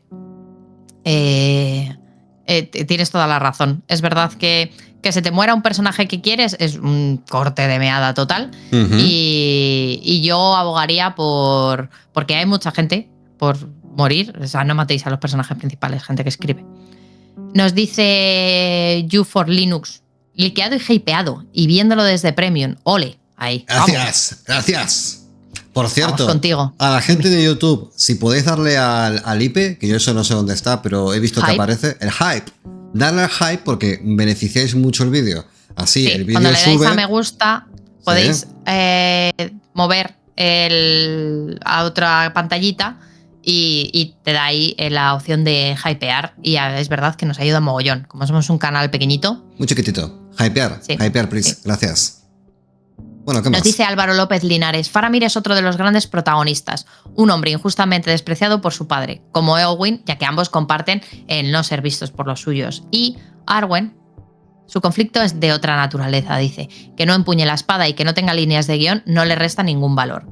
Es esencial, de hecho, es la protagonista, lleno de amargura, de la última página del Señor de los Anillos y es el amor de Aragorn, a pesar de que la mujer de Rohan podría haber triunfado sobre ella. Aquí tengo varias dicotomías, ¿no? A ver, cuéntame. Es verdad que cuando vi a mí Arwen es un personaje que la verdad es que me pasó sin pena ni gloria por eso mismo, porque al final solo es o solo se la ve o solo se la representa, a pesar de ser increíblemente la última del linaje de Beren y Lúthien y hija de Elrond, nieta de Galadriel, o sea, de un linaje tan notable. O sea, Arwen es la leche en bicicleta, o sea, es que lo tiene todo por todas partes.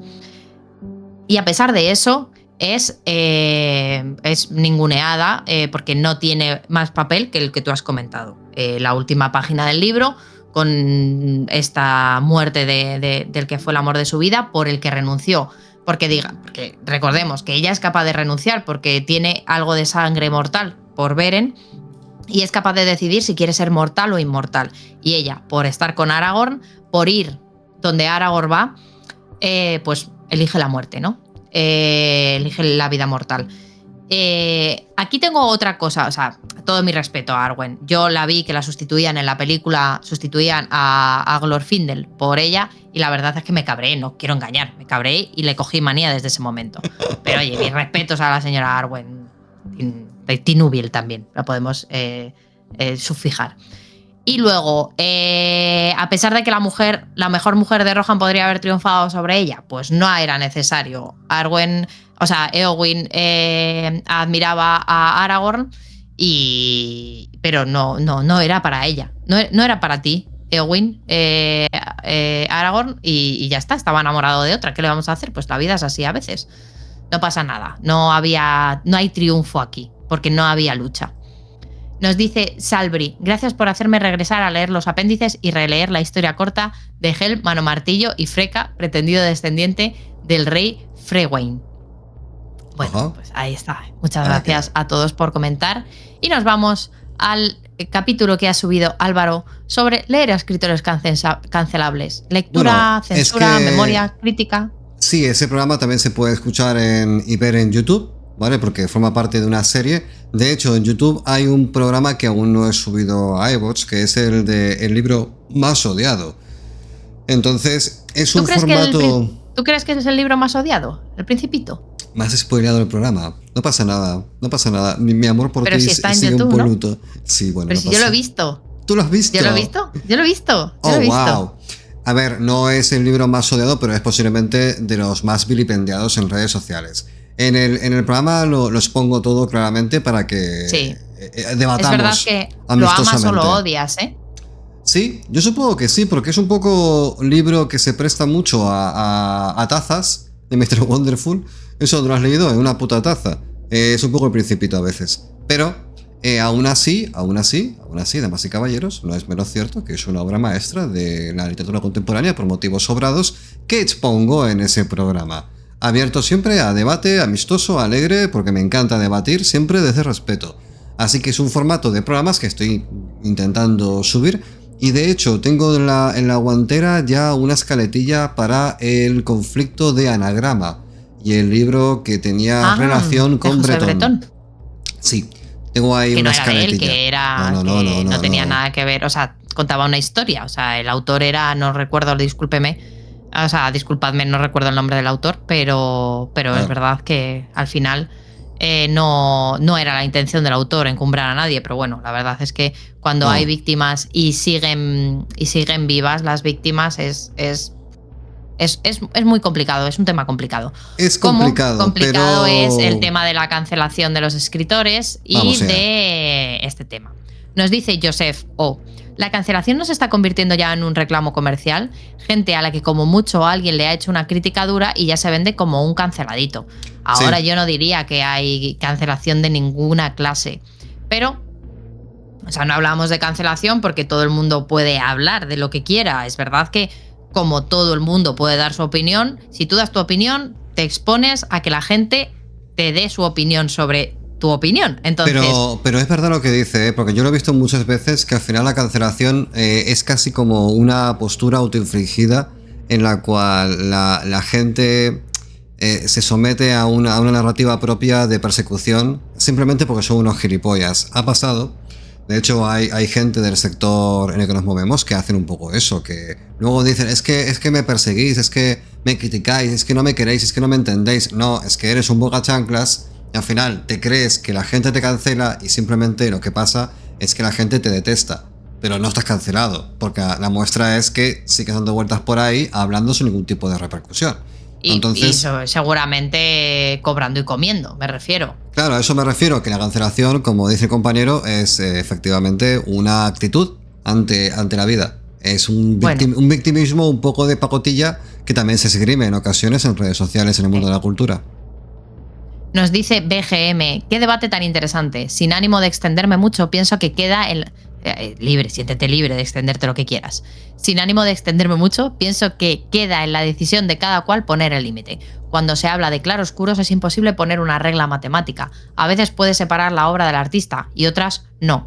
Efectivamente, mucha razón. Unas veces compensa y otras no. También es cierto. La cuestión no es la ética del autor, sino la tuya en tu vida cotidiana. Exacto. Es que este tema este tema no es taxativo. Quiero que la gente, los que os apetezca el tema, lo vayáis a escuchar, porque ahí está todo muy bien expuesto, pero básicamente no dan puntos por leer o no leer a cierta gente. Es un tema personal, es un tema en el cual tienes que someterte a tu propio criterio y escrutinio moral y decir, esto me interesa o no me interesa, y en el caso de que te interese o no te interese, ¿por qué? Ya está. Lo que busco es hacer simplemente una exposición casi de autopsia, de quirófano, de, oye, este libro, ¿por qué? Esta persona, ¿por qué? Y ya está, sin someterte a corrientes de pensamiento o a la carencia absoluta de pensamiento crítico, de ser incapaz de tú mismo evaluar si este libro te aporta algo, ¿no? Porque al final, todo esto ¿a dónde conduce? A que si nos dejamos llevar por las hordas que piensan por nosotros y acabamos sometiendo un libro antes de acercarnos al prejuicio de lo ha hecho una persona que me cae mal o que es malvada por motivos X, que a lo mejor realmente no es malvada. Y este tema en un programa de Lovecraft tiene sentido, porque Lovecraft no me parece una persona malvada, me parece una persona con un montón de taritas mentales y ya está. Y nos dejamos ahí picando porque en el de la llamada de Tulu ya tuvimos bastante debate al respecto. Sí, pero me lo vuelves a sacar. No, pero no vamos a continuar por ahí, porque de hecho el programa ese sobre leer autores cancelables tiene a Lovecraft como foco principal. Entonces, quien quiera saber de qué va esto, que vaya a ese programa, que dura solamente 20 minutos, se lo escuche. Comentamos en los comentarios de YouTube o de iVoox y debatimos. Vamos a leer el comentario de Danivac. Vale. Dice, me ha encantado el audio, aunque sinceramente tampoco creo que sea tan necesario, porque es casi dar pábulo a la cultura de la cancelación. Como lector aficionado, juzgar la creación únicamente por la ética del creador me parece bastante pobre y corto de miras. Y como todo en este mundo, quizá la virtud esté en el término medio, reconocer las luces y sombras, disfrutando de la estética del producto o narrativa, sin dejar de cuestionar los sesgos humanos que tenga. Bueno, al final es lo que comentas, léete el libro o no. Tipo, sí. Efectivamente. A ver, no creo que el audio dé pábulo a la cultura de la cancelación, porque creo que todo el mundo sabe que existe. Lo que pasa es que, bueno, todo lo que digo en este programa no aplica a autores vivos, porque los autores vivos se rigen por otro estamento. El autor vivo, el autor muerto, como Lovecraft, pasa a formar parte del acervo cultural. Entonces, lo que haya hecho en vida te puede gustar más o menos, pero, bueno, ha trascendido su condición de ser humano para formar parte de un diccionario cuando hablamos de lo Lovecraftiano o de horror cósmico, son conceptos. En cambio, un autor como Orson Scott Card, un autor profundamente homófobo, o una autora como Rowling, que, bueno, tiene también comentarios transfobos, o Stephen King, que también es un autor que políticamente puede molestar a cierto sector de la población, mientras que apoya a otro, pues es gente que está viva y que la única forma que tienes de demostrarles que no son de tu rollo, al margen de que te gusten más o menos, es votar con la billetera, que es no comprarles. Si no te gusta algo, no lo compres. Ya está. Lo que no tiene sentido... El problema real es cuando te gusta y no sabes qué hacer. Es que... La gente cuando ante la incertidumbre, pues puede... Claro, o sea, a mí me gusta mucho la creación de J.K. Rowling. No estoy de acuerdo en su discurso ni en cómo lo ejecuta. O sea, porque tú puedes pensar lo que quieras en tu foro interno y callarte la boca si es una cosa que no va a hacerle bien a nadie. Quiero decir, cuando tú das tu opinión o tu apoyo a un colectivo, el que sea, en plan, guay, ¿no? O sea, como ella ha hecho muchas veces con el caso del feminismo de las mujeres, que las ha apoyado.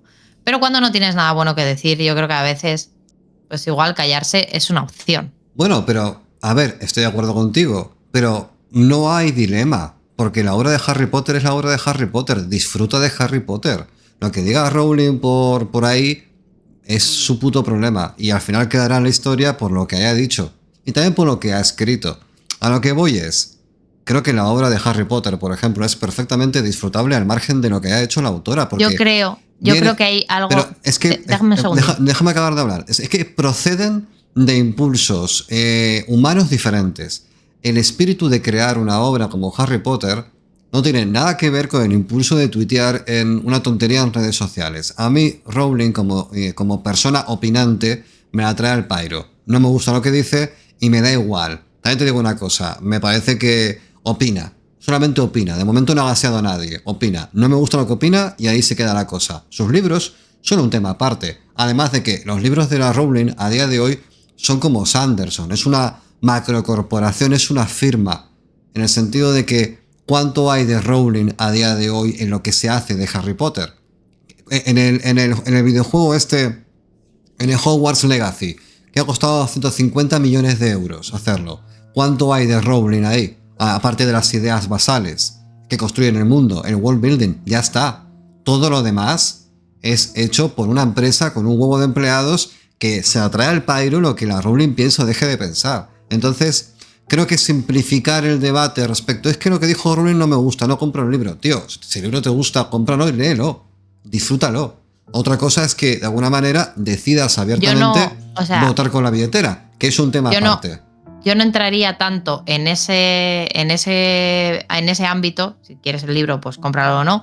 Cuando tú le das dinero a alguien y le das alas y le das autonomía para que hable y opine y se sienta fuerte en su opinión, y por lo que sea, cuando otras personas influenciables ven que alguien a quien admira piensa así, de alguna manera das esa validación. Es que si lo piensa esta persona a la que yo admiro, ¿por qué no lo voy a pensar yo? ¿Y por qué no lo voy a decir? Y un poco más, ¿por qué no voy a llevarlo a cabo? ¿Por qué no voy a pasar a la acción? Bueno, no sé si me entiendes. Pero es que hay muchas formas de hacerlo. Mira, fíjate, el siguiente ejemplo. Eres una persona del colectivo trans o el que sea atacado por la Rowling y te gusta muchísimo Harry Potter, ¿vale? Compras el libro, le mandas una foto a la Rowling y le dices: me ha gustado mucho el libro, qué pena que seas gilipollas, y ya está. Es una forma de establecer la diferencia entre una cosa y la otra. Un tema es la obra, que nació en un momento bajo unas reglas y en un contexto puramente artístico, y otra es que vaya haciendo el ganso por redes sociales. Son cosas que para mí son diferentes. ¿Por qué digo esto? Porque creo que las ideas de Rowling son peligrosas porque atentan contra la libertad de un sector de la población, pero también no dejan de ser solamente opiniones. Quiero decir, no van a influenciar en nada. No van a hacer que de pronto... Es como Orson Scott Card. Orson Scott Card, cuando se pone a hablar de que los homosexuales son malos y la sodomía y esto, es que era pastor mormón. Entonces da igual que sea escritor, es que venía gilipollas de base. Entonces, ¿a quién va a convencer ese tío? ¿A quién? Es decir, se cae por su propio peso. Es que tú no sabes nunca quién está escuchando al otro lado. Y aquí le puedes estar dando alas. Mira, esto es como el marketing. Cuando tú pones una publicidad, tú puedes poner la mejor publicidad de coches de la historia. Que es como no tengas la intención de comprar un coche, te va a entrar por un oído y te va a salir por el otro. Entonces, la gente que atiende al discurso de la Rowling o atiende al discurso de Orson Scott Card es porque ya tienen de base una proclividad ideológica a darle pábulo y alas a eso. Porque ya son gente configurada para recibir ese discurso y aceptarlo. Nadie en su sano juicio va a empezar a pensar que el colectivo trans está atentando contra la ideología feminista. Es que es una tontería pensar que dividir lleva a ganar derechos. Al contrario, tú amalgamas todo el discurso y lo que obtienes es un beneficio mutuo de ambas partes. ¿En qué momento alguien puede pensar que el colectivo trans va a eclipsar al movimiento feminista? No tiene sentido. Es una estupidez.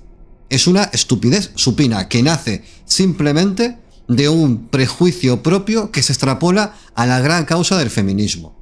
Una persona normal va a decir, pues hay gente trans, hay gente feminista, ambos tienen derecho a ser individuos libremente aceptados y ninguna de las dos causas son excluyentes. Entonces, cuando empezamos con todo el tema de que la Rowling detesta el término de persona gestante y todo esto, vale, esto es un tema de forma, es un tema de forma. Es como el lenguaje inclusivo, el de leye. A mí no me gusta, ¿vale? Pero quien me hable en esos términos, yo lo voy a escuchar, ¿vale? Lo voy a escuchar y punto. Nunca lo voy a utilizar porque yo puedo ser de izquierdas, pero eso no me representa de ninguna manera. Entonces, insisto, lo que dice la Rowling solamente acaba permeando en aquellas personas que tienen una proclividad de darle sentido a lo que dice. Y si capta gente por el camino, pues es una putada. Pero por eso digo que el tema del autor vivo es mucho más complicado que el del autor muerto. En el autor muerto hay dos posibilidades. O ha permeado a nivel cultural, en cuyo caso es inextinguible, se queda para siempre. O es, como por ejemplo, voy a poner de ejemplo, no sé, un autor de estos polémico que ha triunfado en un momento dado. Imaginemos que Dan Brown del Código Da Vinci de pronto sale que ha sido una persona horrible. Pues va a desaparecer como lágrimas en la lluvia porque todo lo que ha hecho son obras de moda. Y de hecho el Marqués de Sade, de no haber sido una obra tan increíblemente extrema, a día de hoy nadie se acordaría de él. Porque el Marqués de Sade tuvo un auge después del redescubrimiento, después de no sé cuántas décadas o siglos prohibido. La gente lo leyó, la gente flipó por lo increíblemente gore que es y después de eso tener el término sádico en el diccionario, se pierde, se perdió. Ya está. Nadie te va a decir tienes que leerte a Marqués de Sade para entender la literatura de Universal. No, eso lo puedo entender de Crimen y Castigo, lo puedo entender de El extranjero, lo puedo entender de cualquier cuento de Chekhov, no del Marqués de Sade. El Marqués de Sade no tiene ningún valor literario, es una mierda, dicho en plata. Simplemente lo que importa del Marqués de Sade es lo morboso que es, pero es que es basura. El Marqués de Sade sin paliativos es basura. Entonces ha quedado lo de Sade, por lo del sadismo por su nombre, porque es exageradamente pervertido, nada más. Entonces, la Rowling quedará, Stephen King quedará, Dan Brown quedará, toda esta gente quedará en el futuro, no lo sabemos. No lo sabemos, no tengo ni idea. A lo mejor Stephen King sí, pero yo de momento creo que no ha generado ese sustrato cultural. De todos modos, este discurso que acabo de hacer es muy irregular, muy desorganizado, no tengo las ideas totalmente ordenadas, de modo que probablemente esté equivocado en algún punto, y no pasa nada, porque es un debate abierto. Pero lo que me refiero es que al autor vivo se le quita de tu vida simplemente votando con la cartera. No lo compras, no lo consumes, pero lo que no se debe hacer en ningún caso es negar el valor de la cultura, porque la cultura va a seguir ahí, te guste o no te guste. A mí Orson Scott Card me parece un gilipollas monumental con todo lo que eso implica, y no hace que el juego de Ender me guste menos. El juego de Ender me gustó muchísimo, y de hecho quiero hacer algún día un programa. Pasa que ese programa va a arder, porque cada vez que salga su nombre voy a cagarme en su puta estampa, pero por lo demás, todo bien. La obra y el autor, hay veces hay que separarlas, no te queda otra, es muy difícil, es muy complicado, pero es que es lo que hay, no lo sé. En fin, ¿nos podemos ir ya? Que son casi no lo sé, dice. 2 horas de programa. 15 minutos hablando para terminar con un no lo sé. No, es que no lo sé. Vámonos cuando tú quieras. Escucha, no tengo ninguna certeza sobre el tema. Estoy abierto a que se me rebata pero ni tú ni nadie. Bueno, me refiero. A ver, aquí esto es un debate. Esto realmente no hay una opinión cierta. Es que esto entra dentro del patrimonio personal, de las decisiones personales, de Totalmente. No quiero apoyarlo, no quiero saber o no quiero promover que esta obra vaya más allá, pero que lleva pasando toda la vida, quiero decir. Tú dices lo del Marqués de Sade, hablamos de Lovecraft, hablamos de la casa del confín, en el confín del mundo, que también tiene una obra súper machista en la que pega a la mujer. William Hobson. O sea, hablamos del que salió el otro día en un vídeo pegando a su mujer. Pero hablamos de toda esa gente que dices. Pero son cosas es que hay pruebas materiales para ponerse un poco en contra de sus figuras. Voy a poner un ejemplo otra vez. Lovecraft era racista, era una persona que tenía un clasismo monumental, pero no mató a nadie. No mandó a ningún negro a callar, era un cobarde, no hablaba en la calle. Entonces, a mí Lovecraft me da más pena que otra cosa, porque por todo lo que tú puedes construir de su figura, a nivel fragmentario, es alguien muy patético. Sin embargo, cuando hablamos de alguien, no sé, suponte que un comandante de la SS ha hecho una novela de ciencia ficción, pues voy a hacer todo lo posible por hacer como que no existe, pero por motivos evidentes, porque hablamos de crímenes, hablamos de un delito real, no hablamos simplemente de opiniones. Hay que diferenciar eso, una cosa de la otra, porque tener ideas incómodas, tener al típico abuelo o tío rancio que dice que, pues mira a los moros, mira a los inmigrantes, mira esto, pues ahí está, no lo vas a matar. Pero si tu tío fuese un psicópata que tiene cadáveres debajo del piso, a lo mejor tu punto de vista cambia bastante. Una cosa es ser una persona incómoda y otra ser un enemigo público. Entonces, a enemigo público, caña el mono, sin ningún tipo de paliativo, faltaría más. Pero a las personas incómodas, el discurso es mucho más flexible y ahí estriba su dificultad, porque no es tan fácil como decir no existes. No, sí que existen, están ahí. Pasa que son idiotas. ¿Qué hacemos con ellos? ¿Sabes? Están ahí. ¿Sabes qué pasa? Que habrá una sección de la población que pensará que son idiotas, nosotros, y habrá una sección de la población que pensará que qué razón tienen. Claro que sí. Es que ese es el problema. Pero por eso el debate está abierto. En lo único que no voy a transigir es en la calidad literaria de Marqués de Sade. No pienso transigir. Tiene cosas en las que se puede rescatar puntualmente algunas curiosidades. Pero objetivamente hablando, el fenómeno del Marqués de Sade nació y permaneció simplemente porque era un puto enfermo que escribía enfermedades y parafilias y permeó. A lo mejor era como el de los cantos de Maldoror. No, pero de los cantos de Maldoror, el conde de Lautréamont no era una persona perversa en absoluto. Al contrario, era un chaval muy normal. Claro, pero mira lo que escribió.